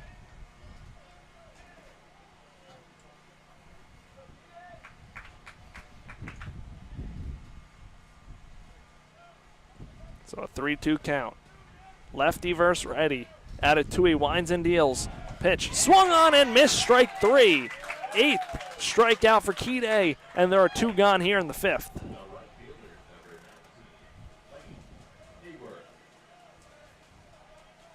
Now that brings up Lane Hayworth, who is 1 for 1 today, a home run, 2-run home run, and a walk. Hayworth coming to the plate from the left side. Looks like they'll leave Atatui in after his 8th strikeout of the game. Lefty-lefty matchup. Runner in scoring position is Detlefsen at second. Atatui pumps first pitch, strike 1.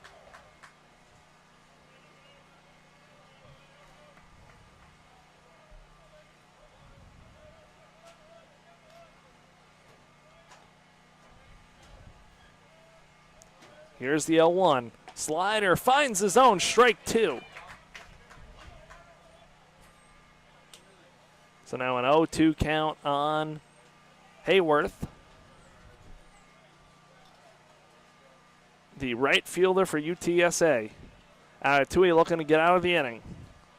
Here's his 0-2 pitch. Misses upstairs for ball 1.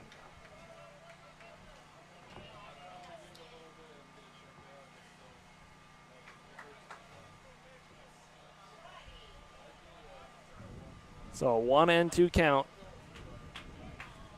Atatui's pitch to Hayworth is on the way. Slider blocked in the dirt by Gramasty. Now a 2-2 count. On deck is Josh Arquette, the third baseman.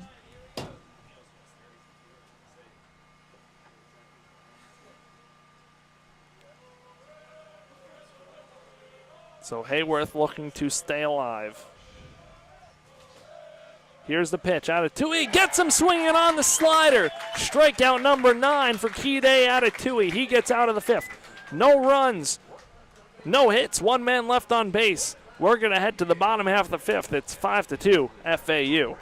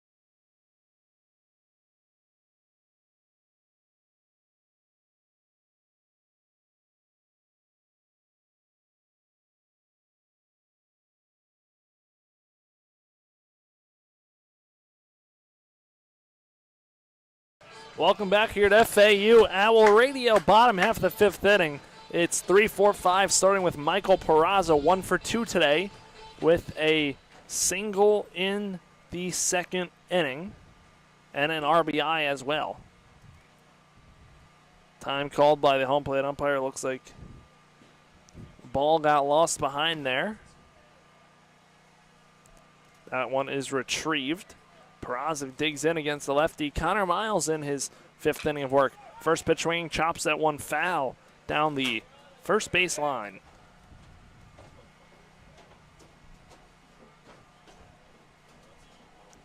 Owls lead 5-2.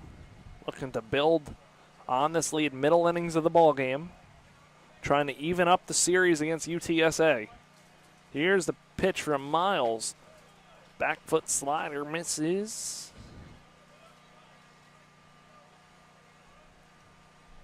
One count. Here's the 1-1.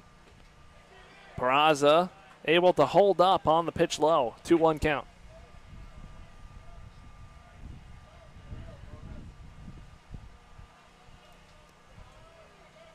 The 3-hole hitter in this FAU lineup. Here's the pitch. That one hits Peraza in the hand. Peraza down in pain, holding his left arm limp. Might have got him in the arm, not the hand. Couldn't tell, but definitely somewhere on that left arm. He's down in pain, holding it limp.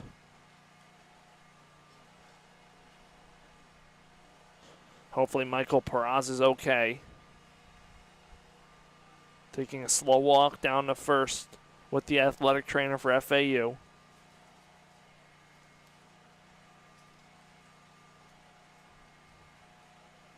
Hoping Peraza's okay. You're going to get time to check on him.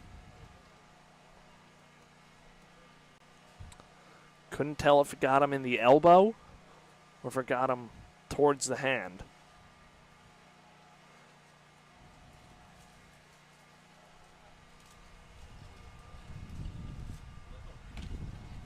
we're going to step away here on FAU Owl Radio as they check on.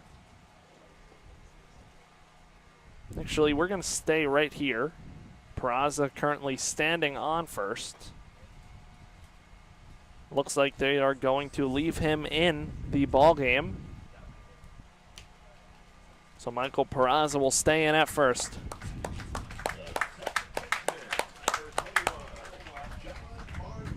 That'll bring up John Martinez, the second baseman. Martinez is 0 for 2 today, strikeout and a flyout. Runner on first is Michael Peraza after the hit by pitch. Connor Miles, over 80 pitches, 82. Double barrel action in the UTSA bullpen. They trail by 3. Now we're going to get a mound visit from Jacob Silva, the catcher for UTSA. Peraza over at first, still checking on his arm. Hopefully he's okay. Now it looks like Coach Hallmark coming out from the bullpen, from the dugout. And we'll see if he makes a pitching change.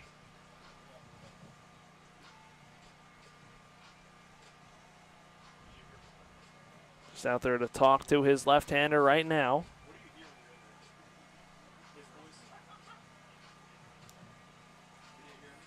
It looks like they're going to ride with Miles here. No signal to the bullpen. They'll check on Peraza again at first in the meantime. And now it looks like they're making a pitching change. So we're going to take a quick break right here on FAU Owl Radio. 5-2 Owls lead pitching change for the Roadrunners.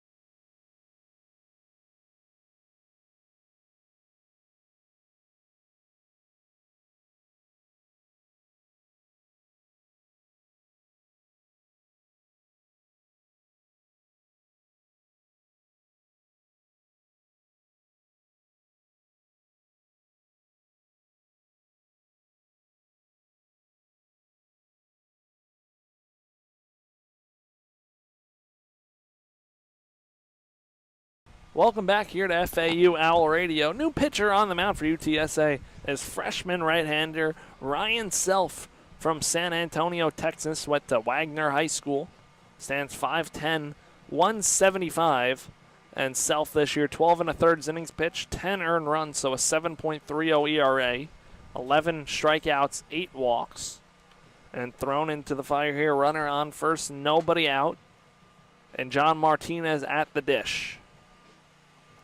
Taking the last of his warm-up pitches is Self.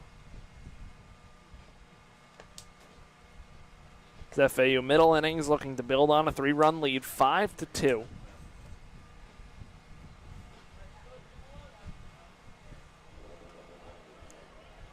Important part of this ball game for the Owls. Self ready to go in a righty-righty matchup against John Martinez. Peraza leads off first after the hit by pitch. Self Kicks and deals his first pitch of the ball game. That one misses inside on Martinez, a 1-0 count. Middle infield for UTSA, Eshelman and Ballin are up the middle looking for the double play. Arquette, the third baseman, just behind the third base bag.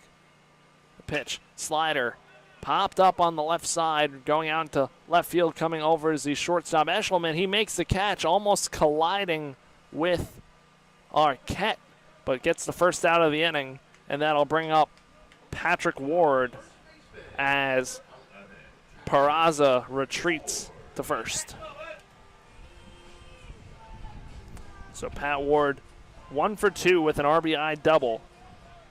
That RBI double got the scoring going for FAU. A 2-out RBI double in the first. And Ward digs in from the right side.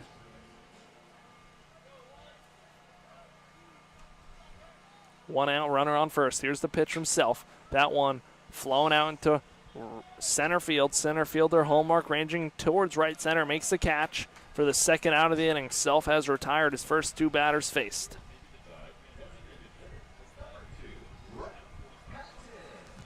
Now that'll bring up Brett Patton for FAU. Patton 1 for 2 with a 2-run single.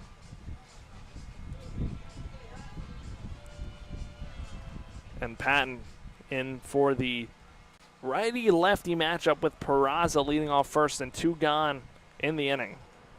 The pitch from Self bounces up there, gets away from Silva between his legs. Advancing to second is Peraza, and a runner in scoring position for the Owls.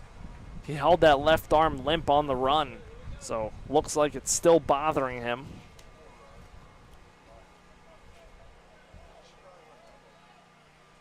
Wild pitch, no stolen base for Peraza. Self kicks and deals a 1-0. 12-6 breaking ball misses upstairs, a 2-0 count. Brett Patton at the dish, hitting .298 this season. Fifth inning, 5-2 Owls.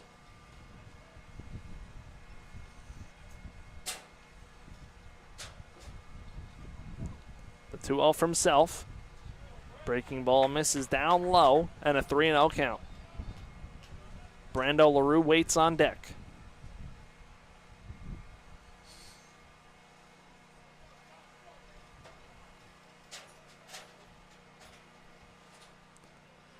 Self set from the stretch. Kicks and deals his pitch.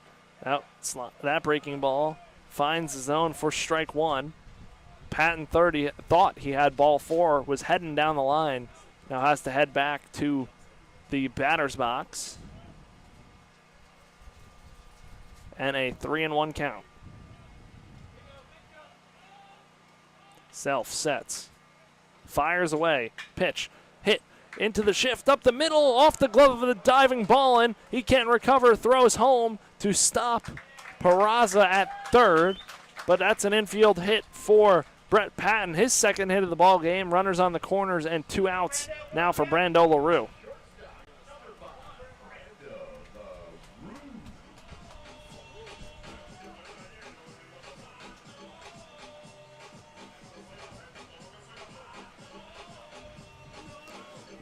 So LaRue 0 for 2 today. Ground out and a strikeout looking his last time up. LaRue looking to come through here today. Middle infield playing up the middle with 2 outs. Peraza on third, Patton on first. Patton off and running. The throw to second is cut off by the pitcher Self. And a stolen base for Brett Patton. Pitch was a ball. 1-0 count, 2 runners in scoring position for Brando LaRue. 5-2 Owls, righty-righty matchup. Ryan Self wheels and deals. Pitch misses in the dirt for ball 2.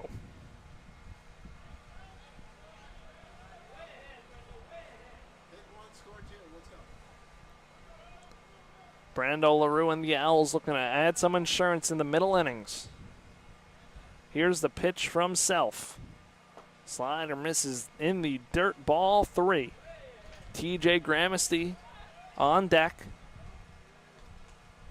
LaRue today 0 for 2 at the plate.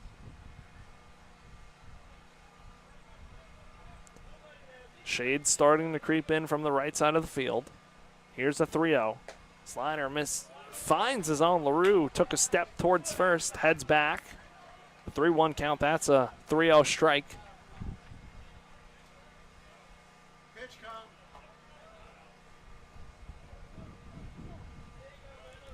So 3-1. LaRue in the box. Self deals. Slider skied over the right side. Coming towards the line is Hayworth, and he makes a catch, ending the inning. Owls strand 2 on 1 hit. We're going to head to the top half of the 6th inning. It's 5-2 Owls on FAU Owl Radio.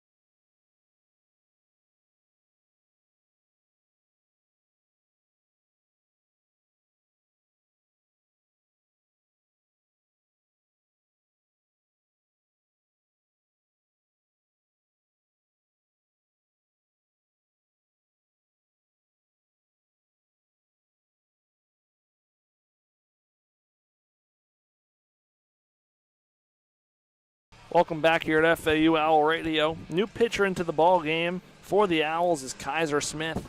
Kaiser has a 3.24 ERA, 16 2/3 innings pitched.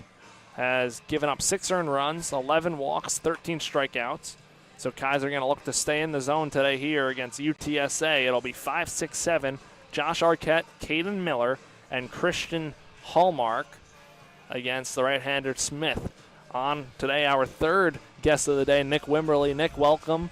Yes, sir. Another pitcher on FAU baseball. You're also recovering from Tommy John surgery. Yes, sir. How's that process going? It's going well. I'm a few weeks into my throwing program. Everything's going smooth.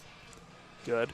That's good. Yeah, and last year you were on the FAU team. Yes, sir. You are back here for your second year. Obviously tough, I'm sure, not playing this year. But what has it been like coming back here for a second year, being familiar with the program? It's a lot more. I'm more comfortable. Coming in as a freshman, it's kind of tough to find your place. Like on the team, I mean, the guys, it's easy, but you gotta like push yourself a little bit more to prove yourself. It feels like, but coming back after having a good summer, like I had a lot of confidence coming into this year that I was gonna throw a lot. So me getting injured is unfortunate, but being up here, it's gave me a different perspective. I've learned a lot more from the game just sitting up here and watching rather than playing. And being here for a second year, how do you feel this year's team is different than last year's team? I think this year's team, we're a little bit, our staff's a little bit younger than last year. Last year we lost a lot of older guys, but a lot of guys have stepped up. Guys from last year have stepped up into this year. Position guys, TJ catching, Kide on the mound. TJ didn't play at all last year. Kide didn't have a great year, but they've stepped into the roles that they needed to and have been big for us this year. Kaiser Smith down 3-0 against Josh Arquette, the third baseman for UTSA. Pumps a strike in there, so a 3-1 count on the third baseman for the Roadrunners. And last year, you pitched in some games. I believe, if I'm not mistaken, you got a start at Miami last year. No, that wasn't you pitched, I think, in that game. Yeah. That's ball 4. Kaiser Smith gives up a leadoff walk to Arquette, bringing up Miller, the first baseman. And for you this year, coming into the year, I know you tore your UCL in the fall. How did you feel the fall was going before that for you personally? I thought it was going to be like I was only 2 bullpens in. Like I threw 1 bullpen, and then my second bullpen is whenever I felt pain in my elbow. That one flown out into right field. Boylston moving back towards the warning track. Leaps, it's over his head. One hops the wall. Trouble out there for Boylston. Arquette heading to third. Miller into second.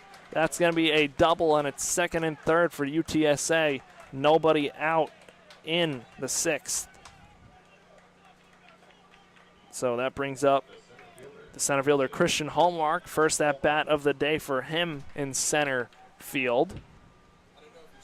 Hallmark hitting from the left side. This is your second year with Coach McCormack. How do you like him as a coach? He's been around this program forever. He's coached some players that have been in the major leagues and are in the major leagues. So what's that experience like? That one chopped right back at Kaiser. Has to retrieve it, throws to first. Good play from Kaiser Smith, staying composed, getting out number 1 and keeping the runners where they are. Playing for Coach Mack, I mean, it's fun. He's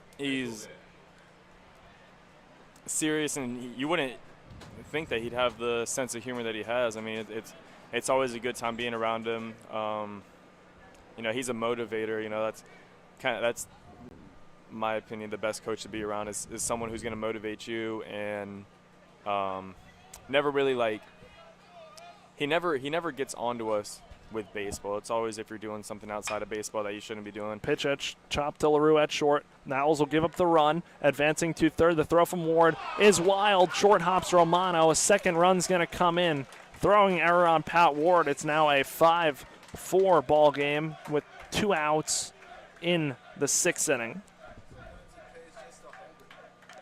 As a pitcher, what would you say your favorite pitch is to throw out on the mound? In a major spot in the game, you need to throw this one pitch. What are you throwing? I'm ripping a heater. It's been my best pitch all my life, especially last year.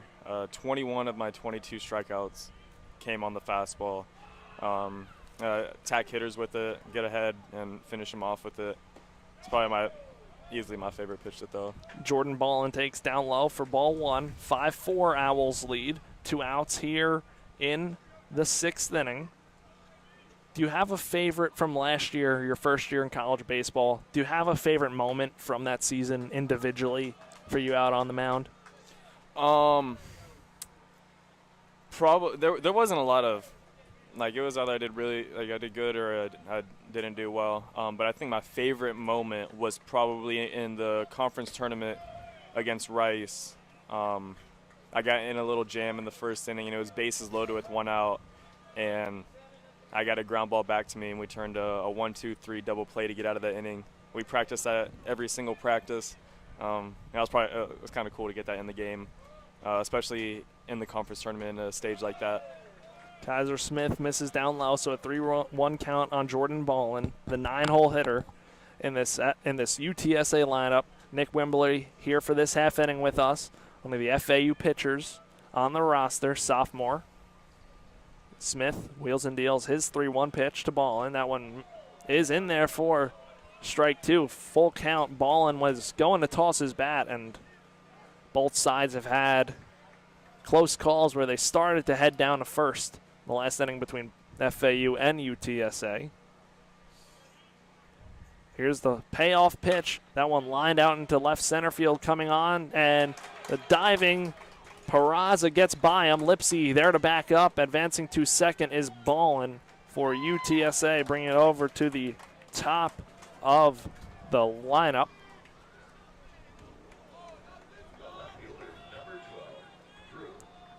Do you have any favorite major league pitchers? Again, I asked Justin this question that you like to watch, pay close attention to, and kind of formulate your game off of on the mound.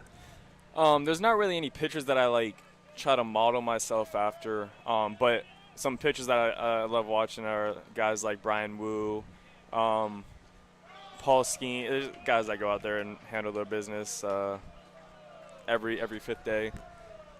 1-0 count on Drew Detlefsen, the left fielder for UTSA. 1 for 2 today. Single run scored and a walk. Kaiser Smith trying to get out of this. Foul ball to the FAU dugout and a 1-1 count. being a pitcher, is there anything in particular you take the most pride of in your game? I guess just being able to something that I try my best to do and be the best at is being able to move well. So I try to take care of my body because that goes a long way. So being able to take care of my body allow me to pitch the best that I can just based off how my body feels. Like, you're not going to feel good every day, but I try to do the best I can to make sure I stay consistent and feel the same every single day. Detlefson hit by a pitch there, so now first and second with 2 outs for UTSA, and bringing up Jacob Silva, the catcher, who is 0 for 3 today.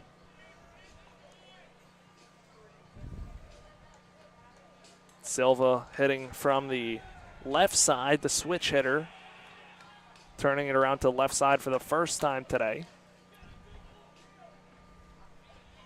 In your time also here at college, do you have any favorite fields you've gotten to play on in the American Conference, or even just throughout last year as well?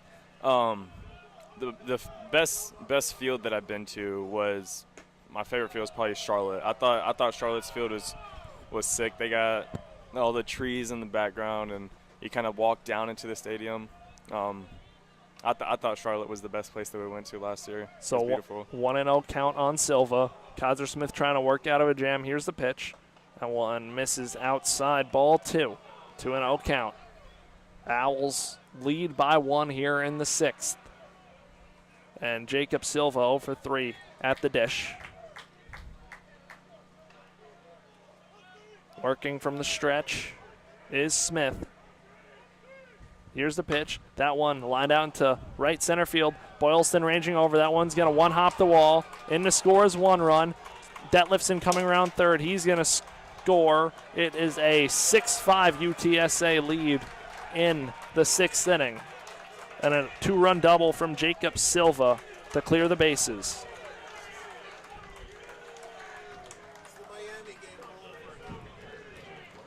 So Kaiser Smith going to have to try and work out of this. This is your first year as a teammate with Kaiser. What has he been like as a teammate this year? He's great to be around. He plays with a lot of emotion. But, I mean, being around him, you wouldn't think that at all. He's chilly. Sometimes he's quiet.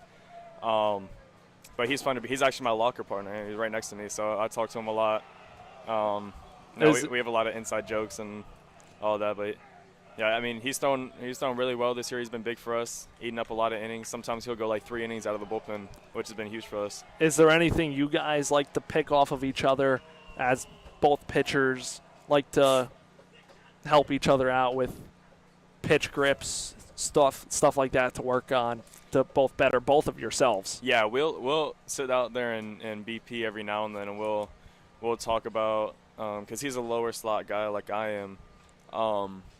But like our sliders are very similar, but our fastballs are very different. He throws a big sinker, and I kind of get a little ride fastball.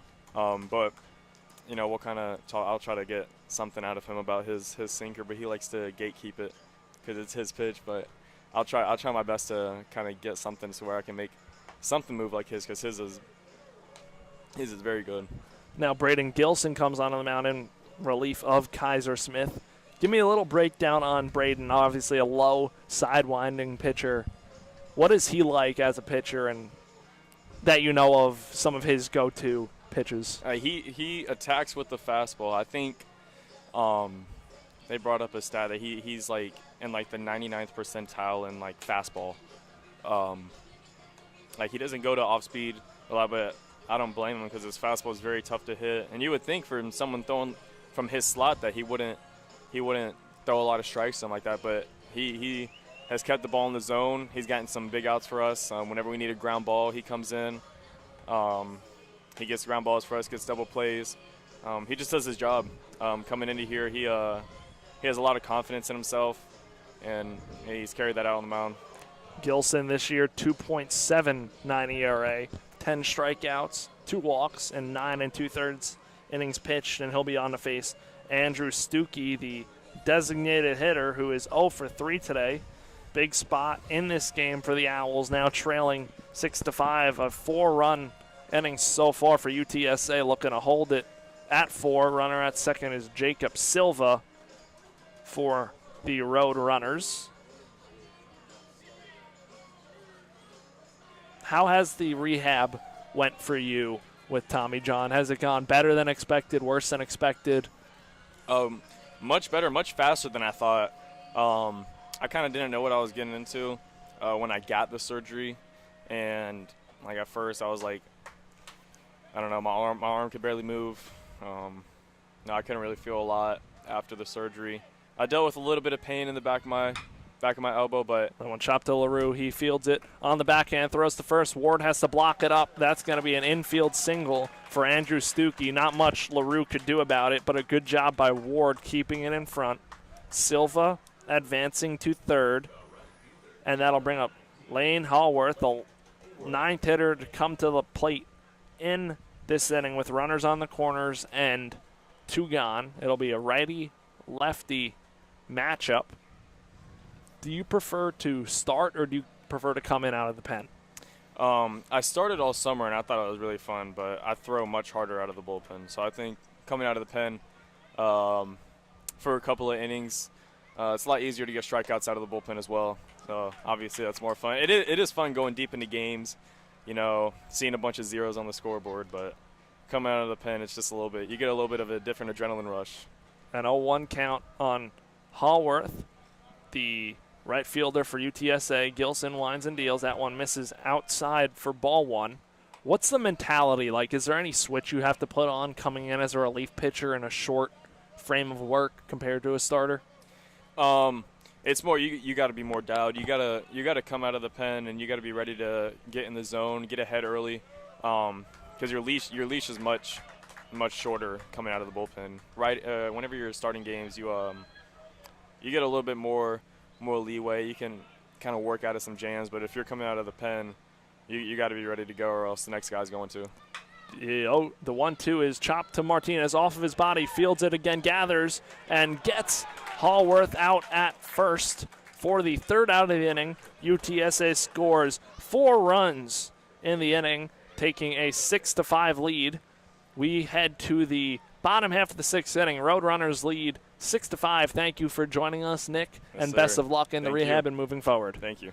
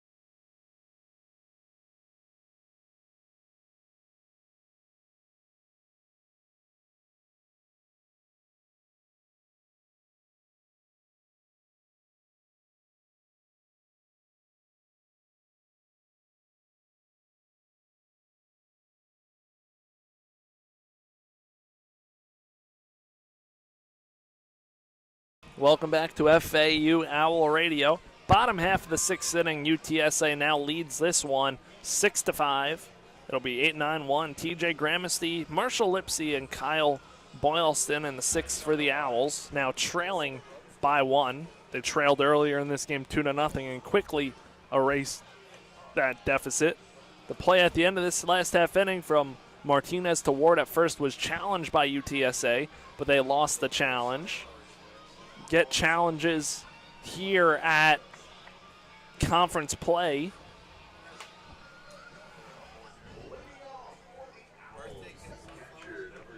So now TJ Gramesty coming up to the plate against the righty Ryan Self. Gramesty last time up hit a line drive double down the third base line. Looking to come up big here for the Owls. Get on base. First pitch, ball 1. Righty-righty matchup. Bottom of the sixth. This game's moving at a slower pace compared to last night. Self delivers. Pitch in there, 4-strike-1 and a 1-1 count.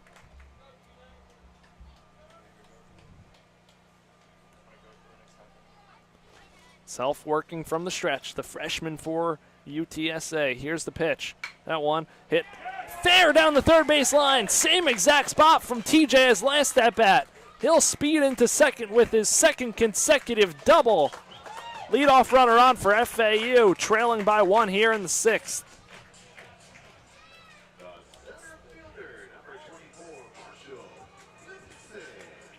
So now Marshall Lipsy coming up to the plate for FAU. Lipsy 1 for 2 today, popped out to short his last time up. UTSA will surely bring in the corners looking for a Lipsy bunt. Same exact spot as his last at bat. We'll see if he bunts this time. For that, we're going to get a mound visit.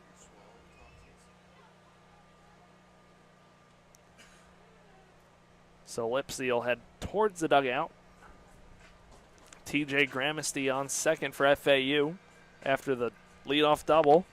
2 doubles in this game, 2 for 3 day. And it looks like they're going to make a pitching change. So we're going to take a quick break on FAU Owl Radio. Owls trail by 1. Pitching change, though, for the Roadrunners.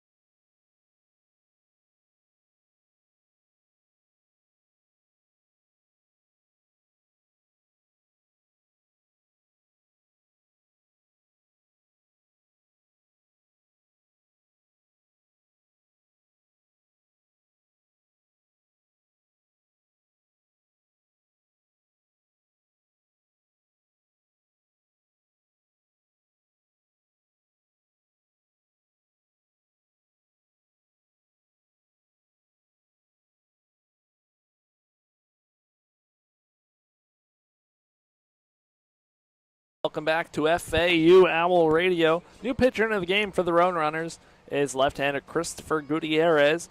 Gutierrez, 5'11 freshman from Cypress, Texas. This year, Gutierrez, 8 innings pitched, 1 earned run, 10 strikeouts, 3 walks, and a 1.13 earned run average. Runner on second is TJ Gramesty, had the leadoff double. The Owls trail by 1. It'll be Marshall Lipsy at the plate for the Owls. We'll see if Lipsy bunts this time. The corner infielders are on the edge of the grass looking for a Lipsy bunt if he can if he lays one down. So Gramesty on second. Lipsy at the dish. Lefty-lefty matchup. Gutierrez deals. Lipsy squares, pulls back, but the pitch is a strike and an 0-1 count.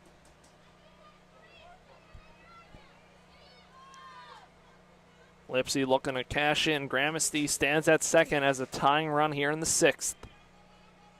In the shortstop shaded up the middle. In the shortstop shaded up the middle. Here's the pitch. Lipsy takes slider outside, ball 2.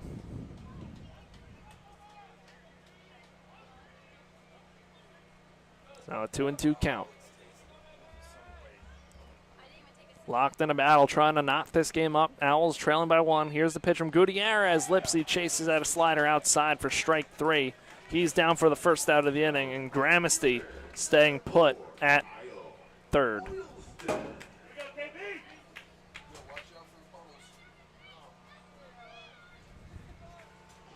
So now Kyle Boylston coming up to the plate for FAU. Boylston today 1 for 2, singled his last time up. Also has a walk and a run scored. Now we're going to get, looks like, will be another pitching change. So Gutierrez on for 1 batter. So we're going to take another break here on FAU Owl Radio. When we get back, another pitching change for UTSA.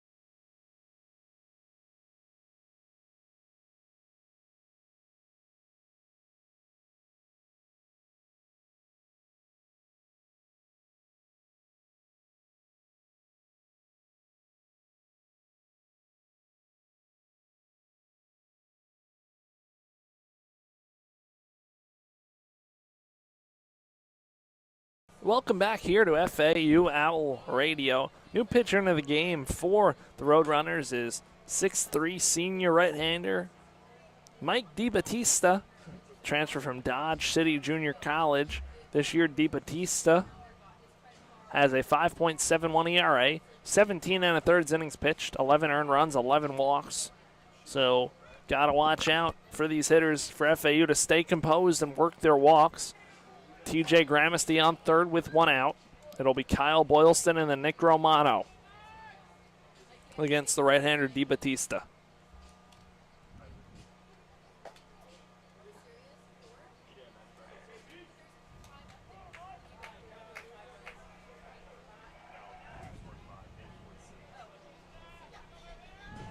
So Kyle Boylston will head to the plate.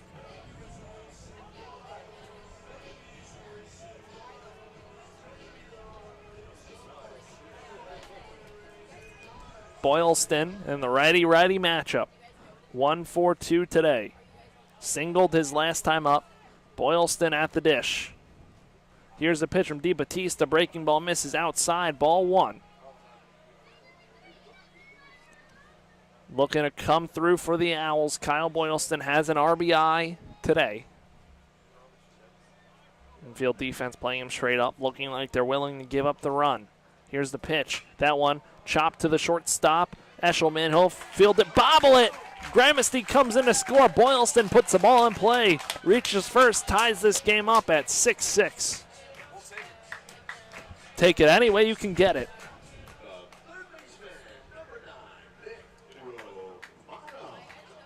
So now Nick Romano comes up after Boylston reaches on the E6.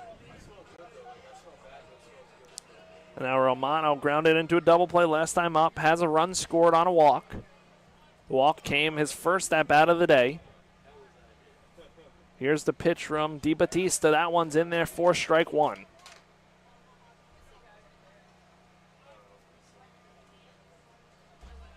Actually scored it a single for Boylston. Boylston goes back to first. In time on the check.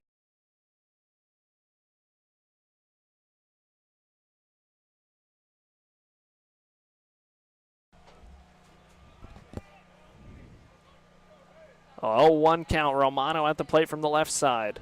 DeBattista gets Romano to swing and miss. And an 0-2 count.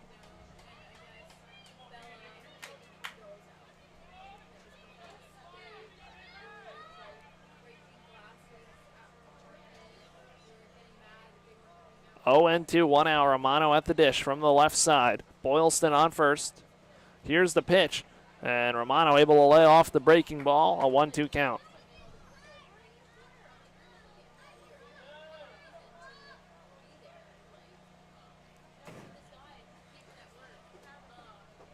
So 1 and 2.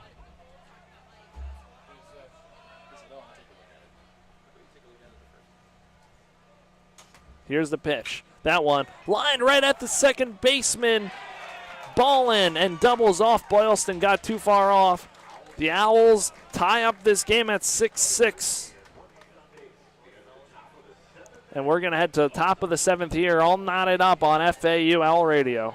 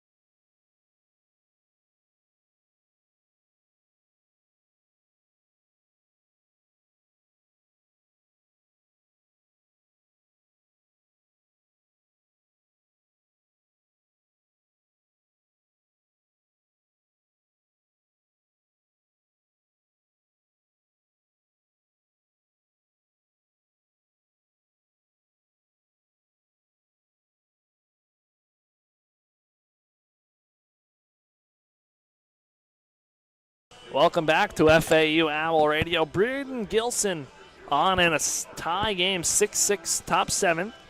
It'll be 5-6-7, starting with Josh Arquette, 1 for 1 today. Double hit by pitch and a walk and a run scored. New fielder in the game in left field for Michael Peraza is Xavier Maranta. First pitch from Gilson is in there for strike 1. Big part of this ball game. The Owls trying to hold this game tied. The pitch to Arquette. The 0-1 misses outside, and now a 1-1 count.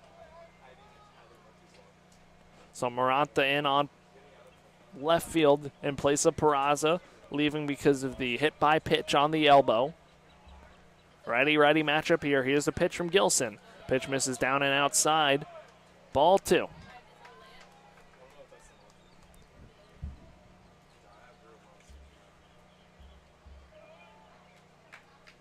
So a 2-1 count. Infield playing normal depth. Fastball misses upstairs. Ball 3. Owls trailed 2-0, then led 5-2. Now tied 6-6 here in the 7th inning. And a 3-1 count. Gilson to Arquette, the pitch. That one chopped foul to the backstop. Now a full count.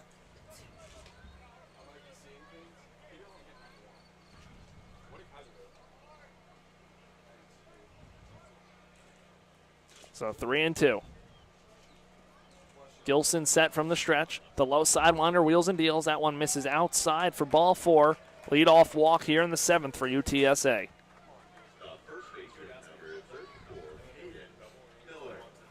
Now Caden Miller, the first baseman, coming up to the plate.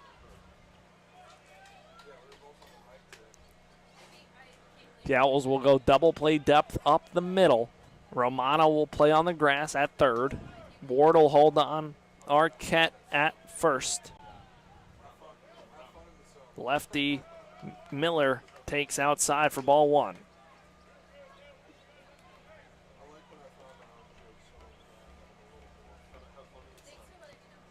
Looking for the double play up the middle with LaRue and Martinez. The pitch from Gilson, the ground ball pitcher, hits it in the hole on the right side. Hustling to third is Arquette. Fielding by Boylston, throws it on a line wide of the bag. Romano holds it, and Miller advances to second on the throw. So a single from Miller, advancing to third Arquette, and it's second and third, nobody out for UTSA.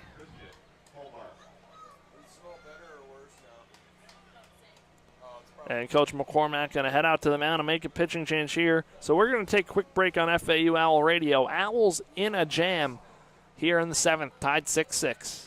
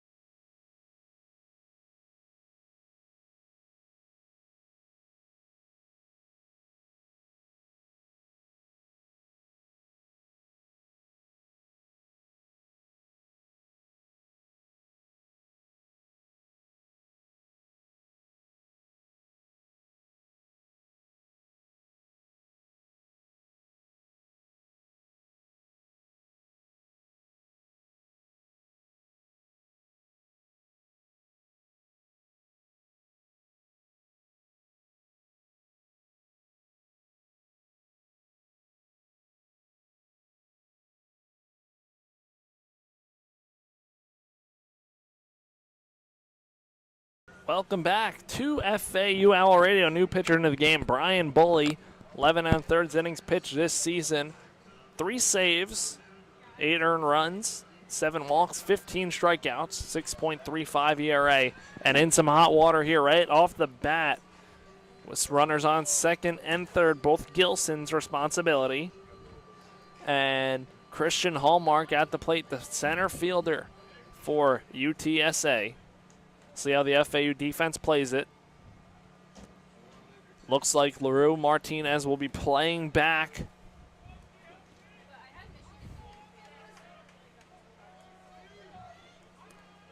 The righty-lefty matchup, Bully on the rubber. Corners are in, he kicks and deals. Fastball misses inside on Hallmark for ball 1. UTSA offense starting to take over. Scored 4 runs last inning. Threatening to score more here with nobody out in the 7th. Here's the pitch from Bully. That one foul, tipped off the mask of Gramesty, and a 1-1 count.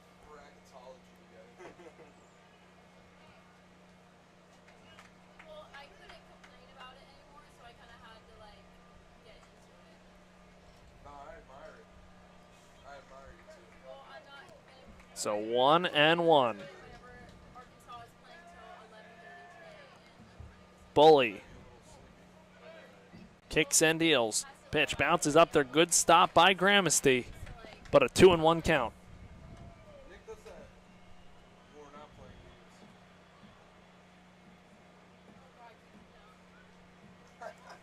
Hallmark at the plate. Here's the pitch. Misses outside for ball 3.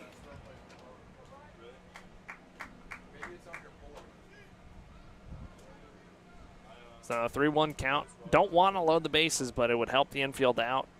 Putting a force at every base if that did happen. Here's the pitch from Bully.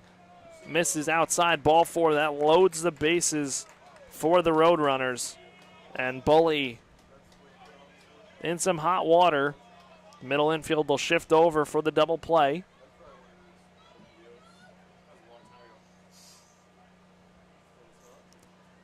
As Aiden Eshelman. Take that, we're going to get a pinch hitter. Diego Diaz pinch hitting for Eshelman. So Diego Diaz now at the plate, the left-hand hitter against Brian Bully. Righty-lefty matchup, middle infield looking for that double play. Bully gets a swing and a miss and an 0-1 count.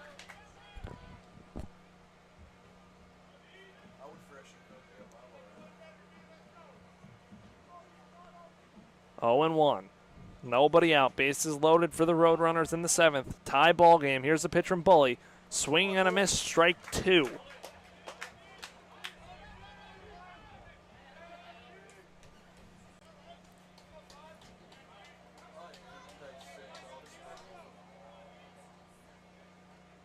Bully set from the stretch. Diaz at the plate. Here's the 0-2. Pitch. Foul tipped into the mid of TJ Gramsty for the strikeout. And there's one gone here in the 7th. A huge strikeout for Bully. And now with one gone, that takes chance of a potential double play getting them out of the inning. Although it is balling at the plate. Now we're going to get a mound visit from Hunter Cooley after the strikeout.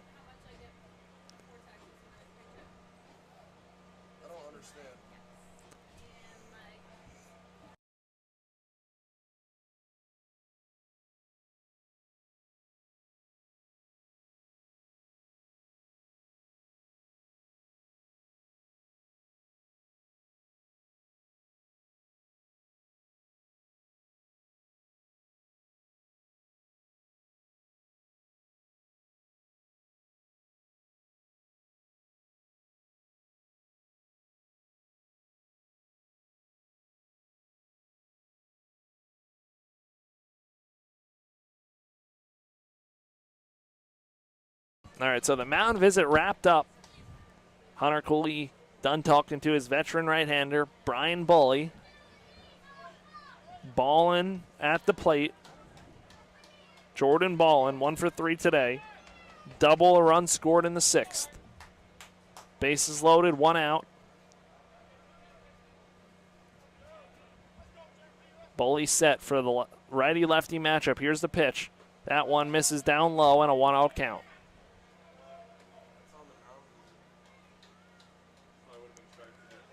It was 3 straight strikes to Diaz to sit him down.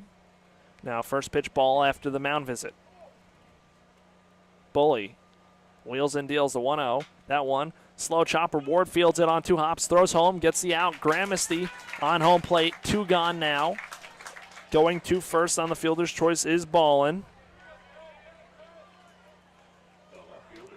Cut down at home is Arquette.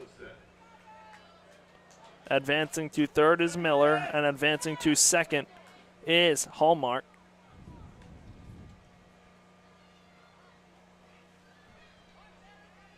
And that brings up top of the lineup, and Drew Detlefson.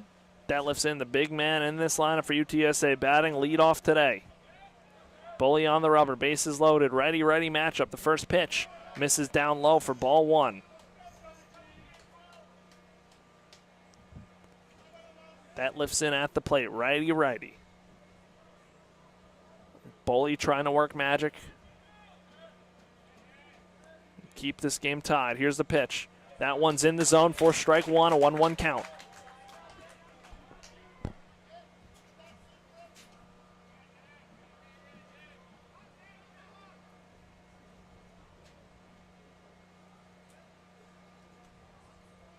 Bully kick steals the 1-1. That one hit on the ground. Slow chopper to LaRue, who feeds it charging. Throws to first. Gets him in time. Bases loaded. Nobody out. Brian Bully able to keep UTSA off the board. We head to the bottom of the 7th. It's stretch time here in Boca. We're going to take a quick break on FAU Owl Radio.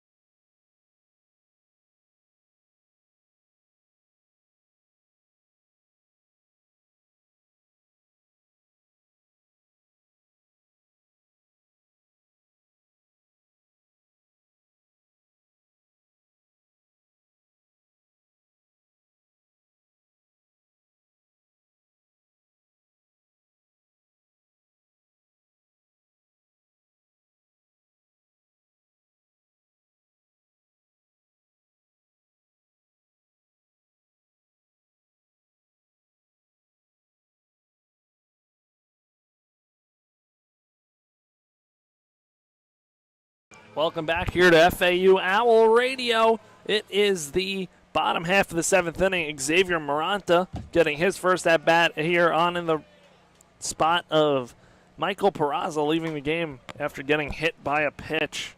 First at-bat from Maranta tonight. Maranta takes quick 2 strikes from Mike DiBattista. And down 0-2. DiBattista winds and deals a pitch. Breaking ball misses outside on Maranta, 1-2 count. Sun setting here in Boca. Beautiful early evening. Here's the pitch. Maranta able to leave that one at a 2-2 count.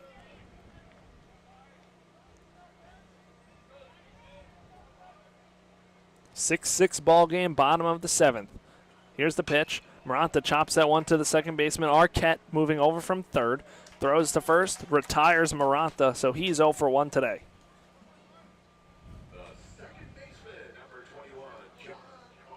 Now that brings up John Martinez, the Owls' second baseman. 0 for 3 today. Popped out to short his last time up. In the ready matchup, DeBattista wheels deals. Martinez holds back on the breaking ball. That misses low and out, so a 1-0 count.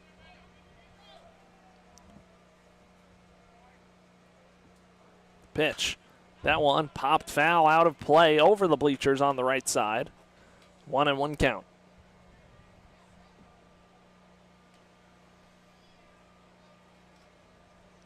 Playing Martinez straight up in the field. Here's the 1-1. Misses outside, ball 2.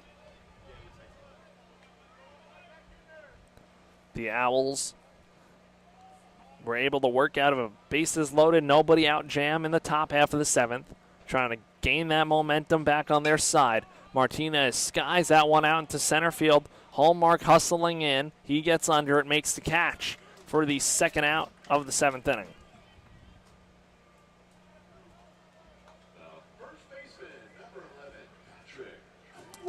Now Patrick Ward coming up. Ward today 1 for 3 with a RBI double in the first inning. Getting his first look at DeBattista.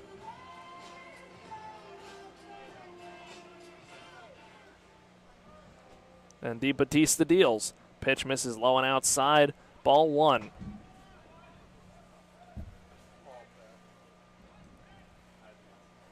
DeBattista kicks in, deals his pitch. Fastball finds the outside corner for strike 1.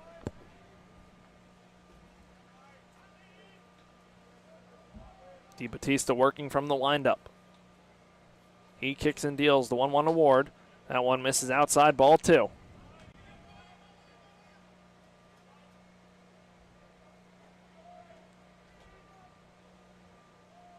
Ward trying to work on as a 2-run base runner for FAU. Hits that one foul out of play towards the basketball courts on the right side.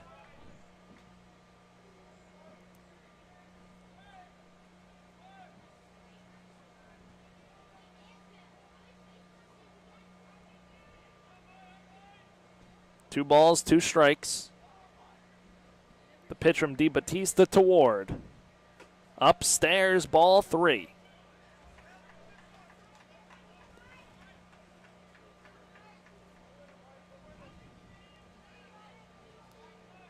Pat Ward is trying to get on base.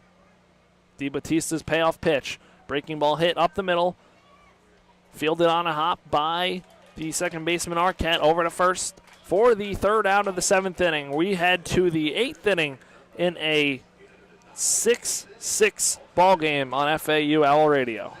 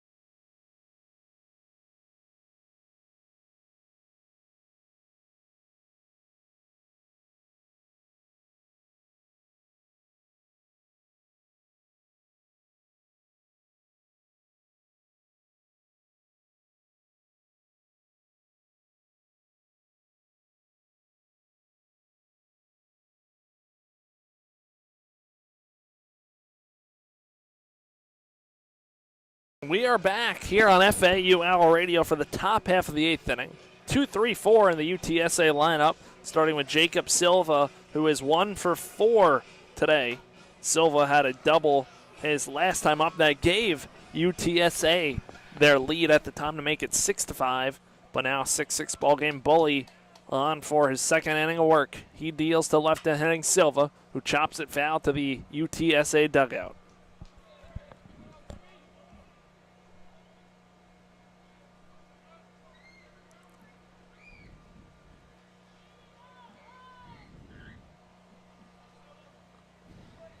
So an 0-1 count.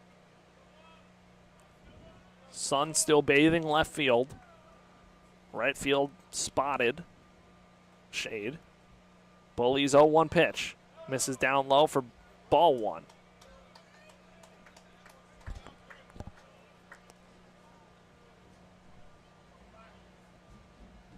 Bully works from the stretch. LaRue shaded up the middle just to the left of the second base bag. Here's Bully's pitch.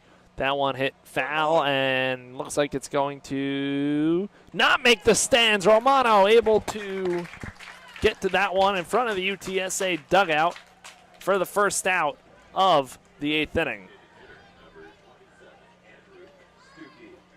So now Andrew Stuckey coming up for UTSA. Stuckey 1 for 4, singled his last time up. Now heading from the right side against righty Bully. 8th inning of a tie ball game.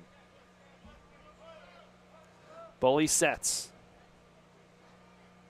Fires away. Pitch misses down and in, ball one.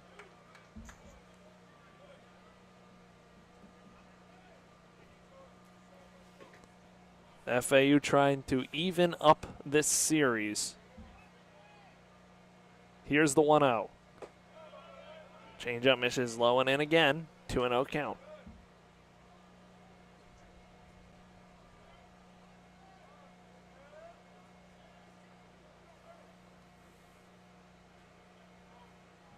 Bully.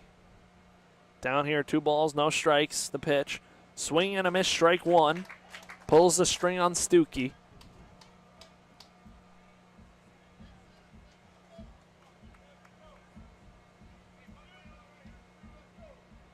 Trying to keep this game tied.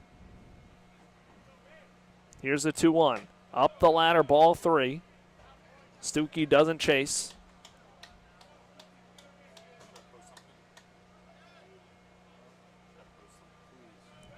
Now a 3-1 count.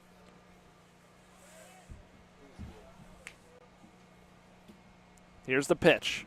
That one's in there for strike 2.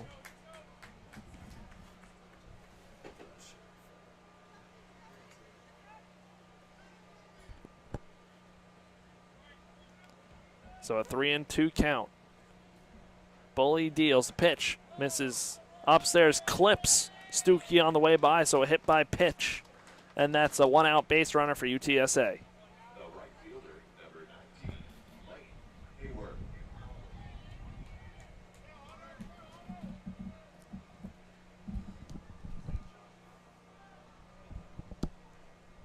Lane Hayworth now coming up to the plate.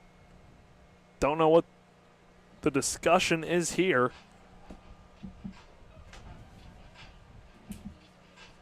Hayworth today coming up to the plate. 1 for 3. 2-run home run. Walk. Strikeout, ground out. The ump's now calling for a review. I don't really know what this review does because that would have been ball 4 anyway. So we're going to take a quick break on FAU Owl Radio. At the conclusion of this review, we will be back.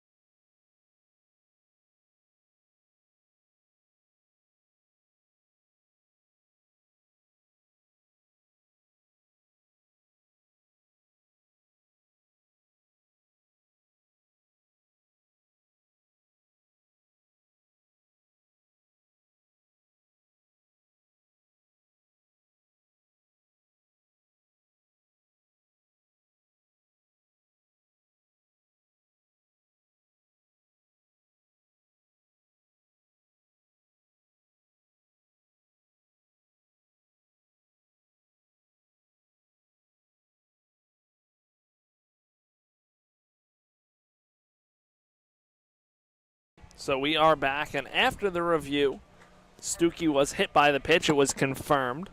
So runner on first, 1 out for UTSA, bringing up Lane Haworth.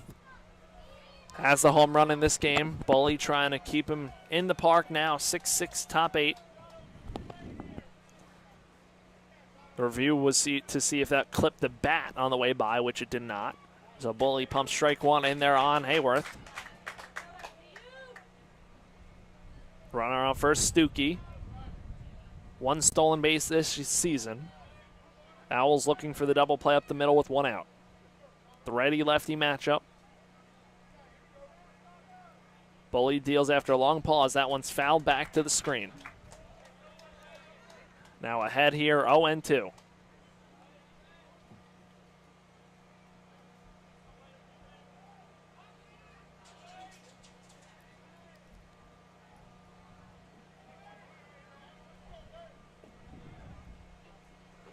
Bully looking for the put-away pitch of Hayworth.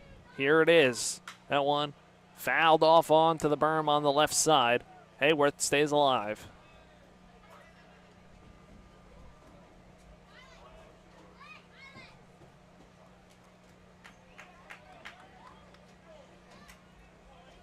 Six runs on 9 hits for FAU. 6 runs on 8 hits for UTSA. Bully kicks and deals the 0-2. Pitch was way upstairs for ball 1. So now a 1-2 count.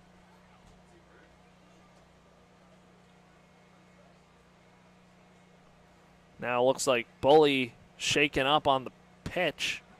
He's limping around the mound. Currently kneeling over. Training staff going to come out and make sure he's okay.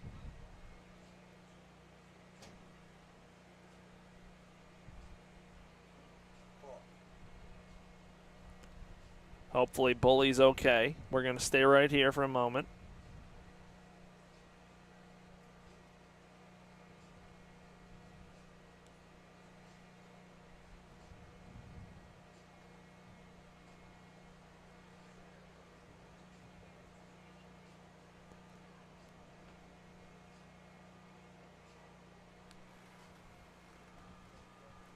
And it looks like Bully's going to leave the game walking off the field, hobbling off. So we're going to take a quick break right here on FAU Owl Radio, as the Owls will have as much time as they need to get a new pitcher up and going.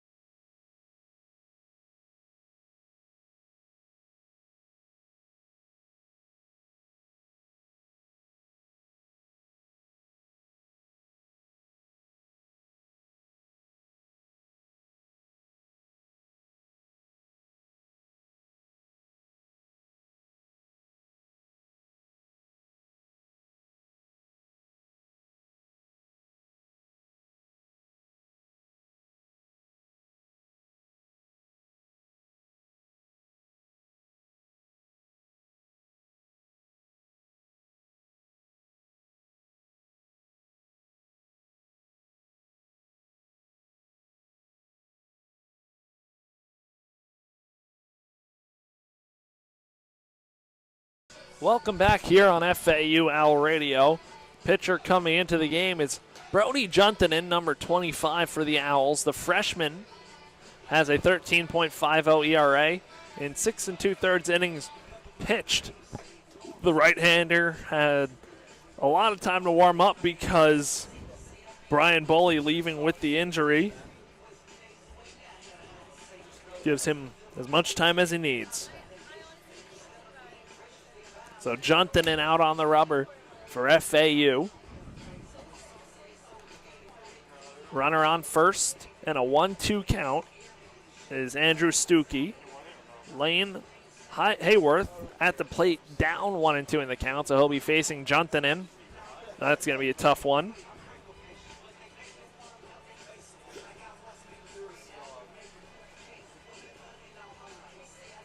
So Juntanen taking his warm-up pitches.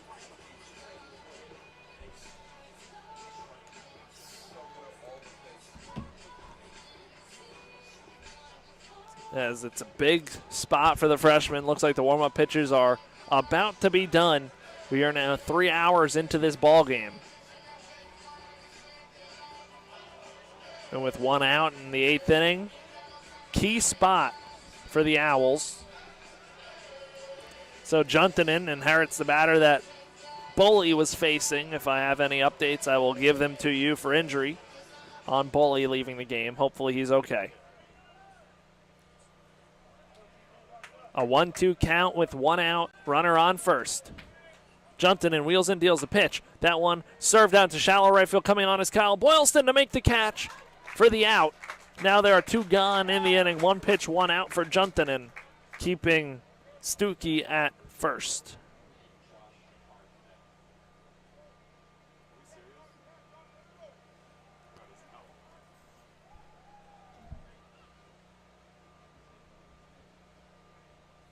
And now it looks like Coach McCormack's coming out to the mound, so we're going to have one pitch and a pitching change. So Brody Juntanen done after one pitch on FAU Owl Radio. We will be right back after this pitching change.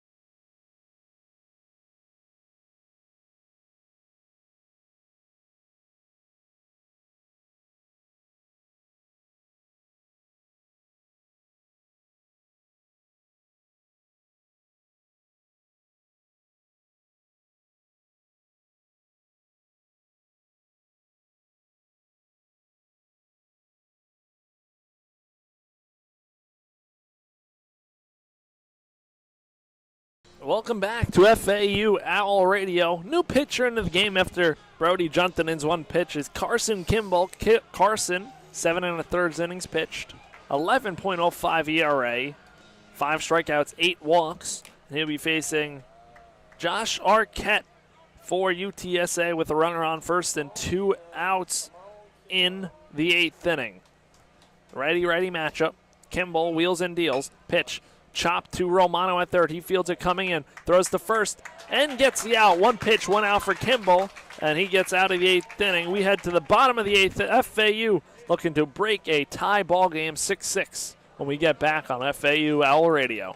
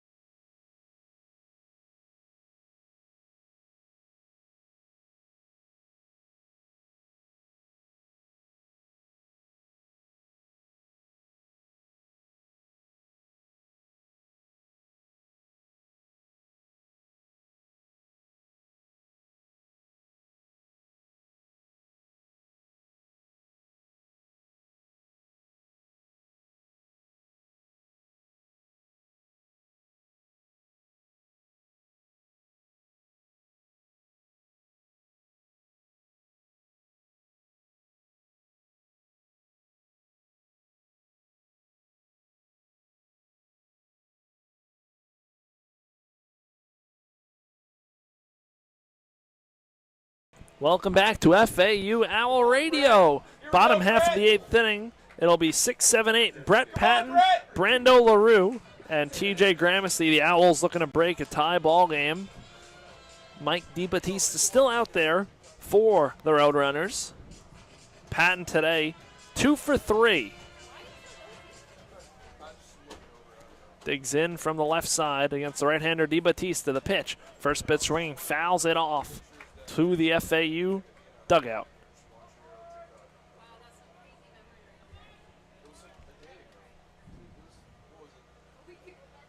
So an 0-1 count on Patton. Brett Patton at the dish. DeBattista deals that one. Swinging and through the hole on the right side. Brett Patton with the leadoff single here in this 8th inning.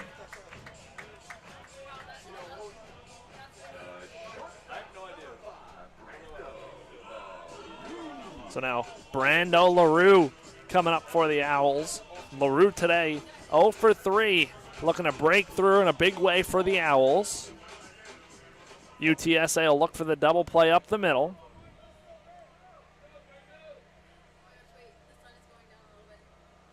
Off and running is Patton to throw. Sails wide of the bag on the right side. A stolen base from Brett Patton. A strike at the plate on LaRue. And now runner in scoring position for FAU. That's Patton's 12th stolen base of the season. Corners now in on LaRue in an 0-1 count. LaRue squares, bunts it just in front of home plate to the left side. He could beat that one out close. They get him. The charging third baseman Arquette gets LaRue at first, but advancing to third is Brett Patton on the sacrifice bunt.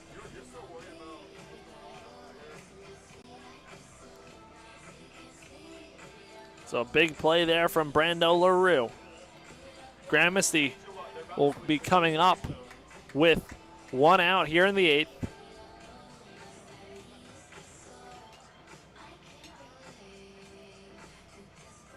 Mound visit for the right-hander Mike DeBattista.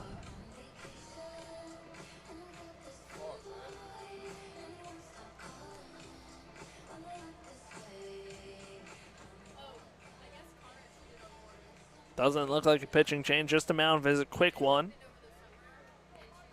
We're going to get ready right to go here again. Gramasty has 2 doubles, 2 runs scored, 2 for 3 today. Trying to come through big for the Owls. Infield, playing in. Last 2 at-bats for TJ has 2 doubles, both down the third base line, mirror images of each other. He takes a breaking ball for strike 1 from DiBattista. Clutch time in this game, bottom 8, 6-6. The Owls can push across the run. They'll only need 3 more outs to win this ball game. First baseman charging the pitch. Foul back to the screen and an 0-2 count.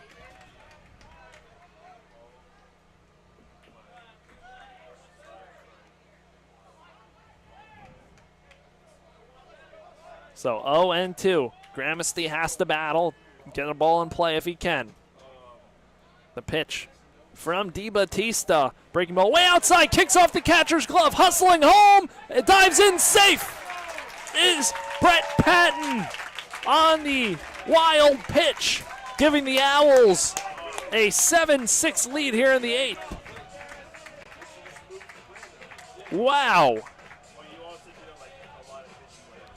The Owls manufacture a run. It's actually going to be a passed ball.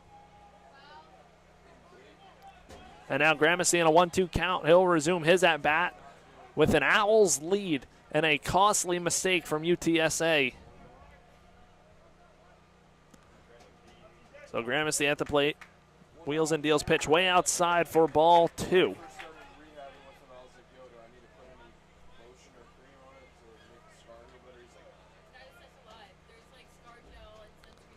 Two and 2 count. Here's the pitch. Breaking ball misses outside, ball 3.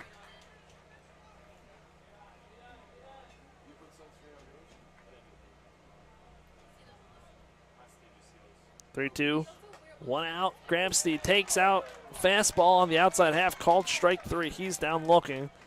2 gone here in the 8th, and that'll bring up the center fielder, Marshall Lipsy. Lipsy today 1 for 3, single and a run scored. Trying to come up and extend this inning. FAU now looking for insurance as they are 3 outs away from winning this ball game. The pitch from the righty DiBattista's fouled off behind home plate and an 0-1 count. If the Owls can win this game, we'll get a rubber match tomorrow. The pitch. That one lined out into left center field. That one's going to drop in for Lipsy's 2nd single of the ball game. He's on with 2 outs.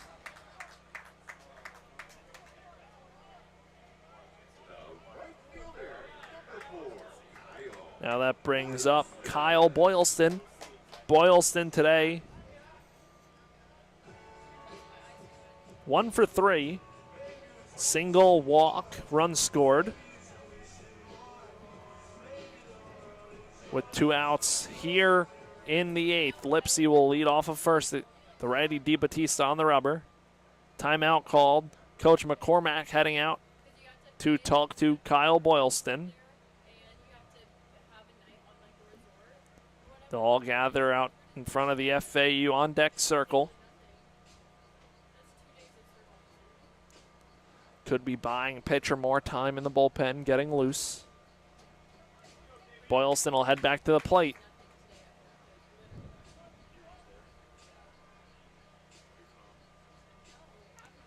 And Lipsy will lead off first. Middle infield shaded more up the middle.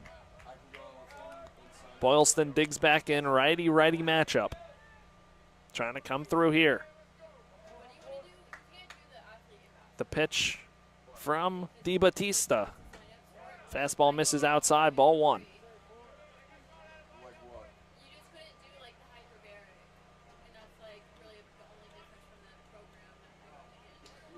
So 1-0 count.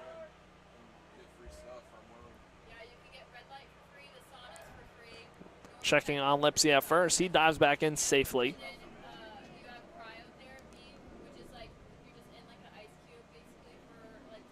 So 1-0 count. Lipsy 11 stolen bases on the season. Over at first. Owls trying to extend their lead. Boylston at the plate, checking on Lipsy again. He's safe.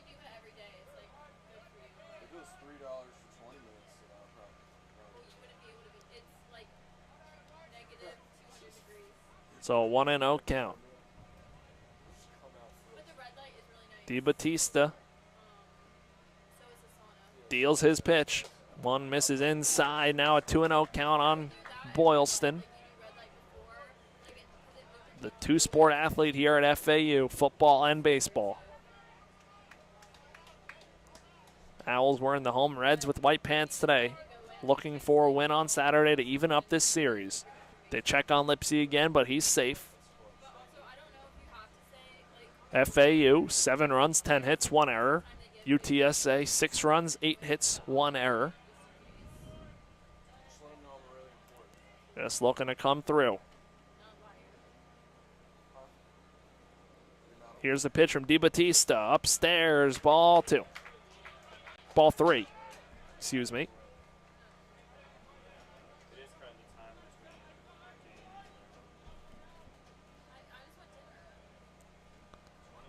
So a 3-0 count. Boylston in the driver's seat. They check on Lipsy again. He's safe. Again. Game at over 3 hours and 20 minutes so far. The last half inning or so has really went on. The 3-0 count. Here's the pitch. Fastball then down Broadway. Strike 1 on Boylston. See what he can do here in a 3-1 count, sitting in the driver's seat. Lipsy off of first. If Boylston can get a ball in a gap, Lipsy would surely score. Here's the pitch from DeBattista. Boylston takes a fastball for strike 2. And now Lipsy will be running on the pitch. Romano waits on deck. FAU again looking for insurance.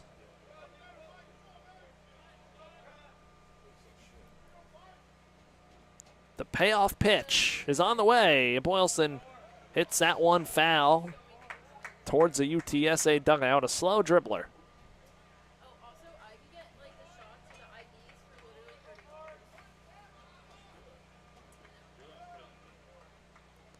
And a full count, 2 outs. We'll do the payoff pitch all over again. DeBattista fires away to Boylston. Pitch fouled off over the right side towards the basketball courts. Boylston stays alive.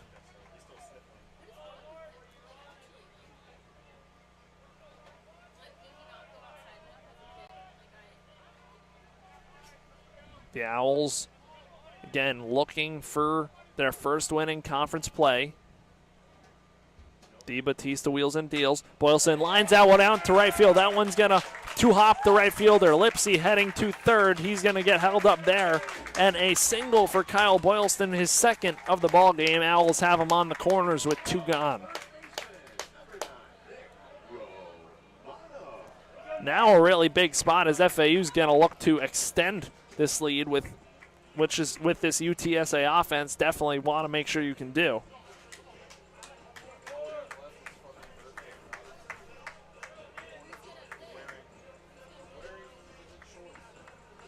So Romano digs in from the left side. 0 for 2 today. Runners on the corners. Hitting from his more dominant side, the left side. DeBattista deals. Romano takes for strike 1. Doesn't like it. But a chance here to extend the Owls' lead. Tomorrow's game will be at noon against UTSA. Here's the pitch from DeBattista at the feet of Romano. He lays off in a 1-1 count.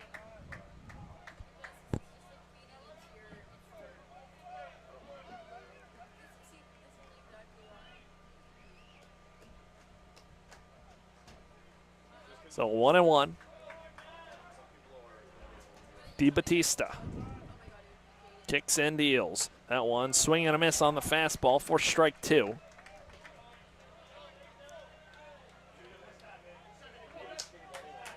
Owls looking to add on. 1 run already in this inning. Brett Patton came around to score. Here's the pitch. That one chopped foul down the right side. And Romano stays alive.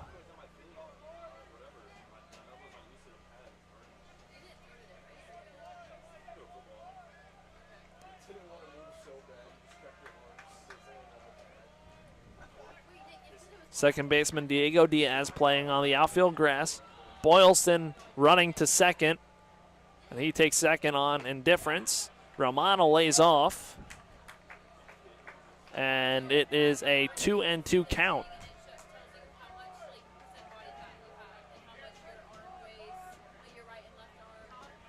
So 2 runners out there for Nick Romano. Counts as a stolen base for Boylston.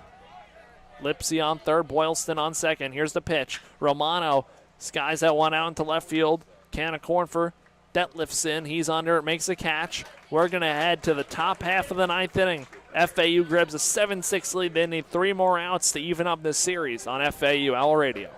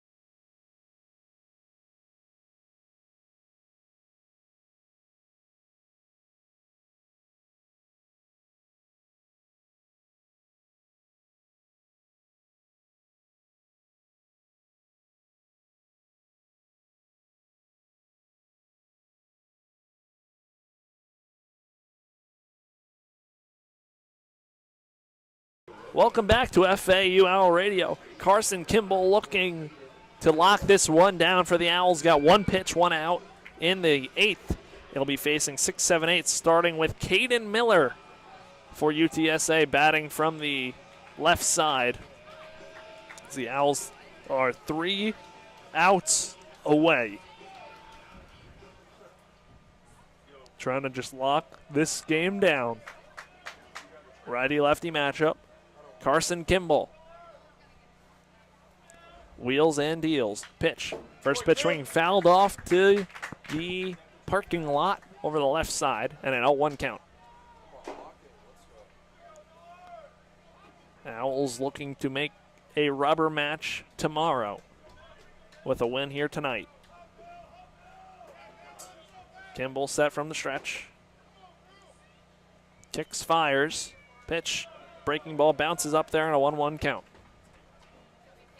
This team has power for UTSA. 4 home runs for Caden Miller on the season.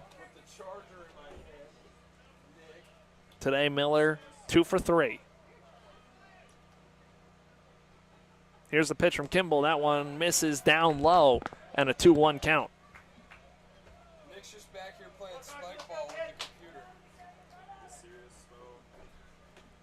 So 2-1.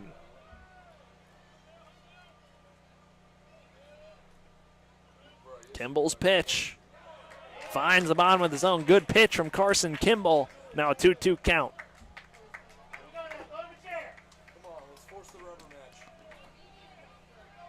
The Owls looking to grab game 2 of conference play. 0-1 so far. 13-9 overall. Kimball. His 2-2.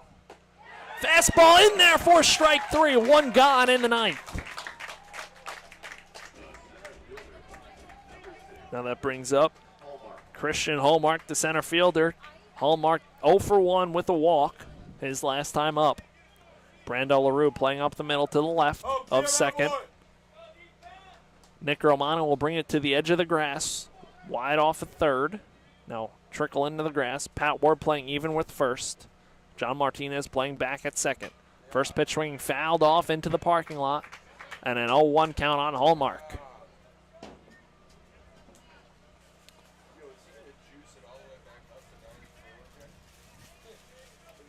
Two outs away. 0-1 count on Hallmark, the 7-hole hitter in this UTSA lineup. Kimball wheels and deals, breaking ball, misses outside, broke around the plate, and a 1-1 count.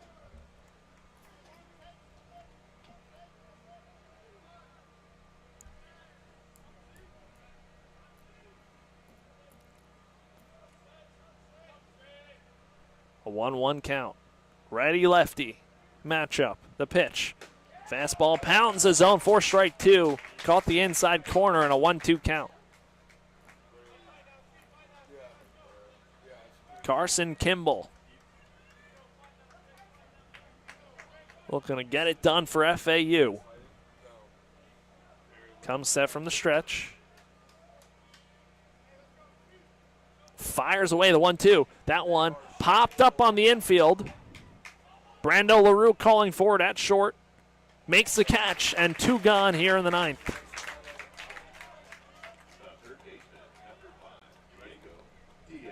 Now that brings up Diego Diaz. Diaz 0 for 1 with a strikeout last time up. It'll be a righty-lefty matchup. The Owls an out away from winning this ball game and evening up the series. Brando LaRue playing shaded up the middle to the left of second. Romano playing on the edge of the grass at third. Ward and Martinez both playing back. Here's the pitch from Kimball. Pitch. First pitch swing fouled off onto the berm on the left side. 2 strikes away.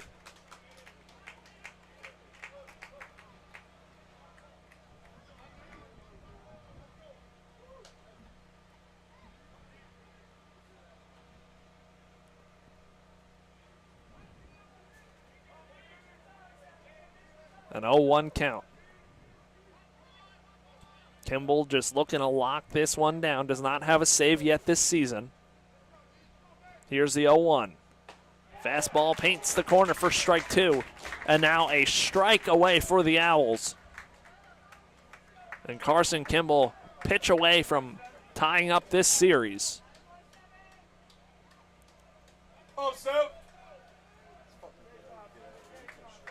Kimball sets from the stretch. Kicks in, deals the 0-2. Fastball misses outside. 4-1. Diaz stays alive.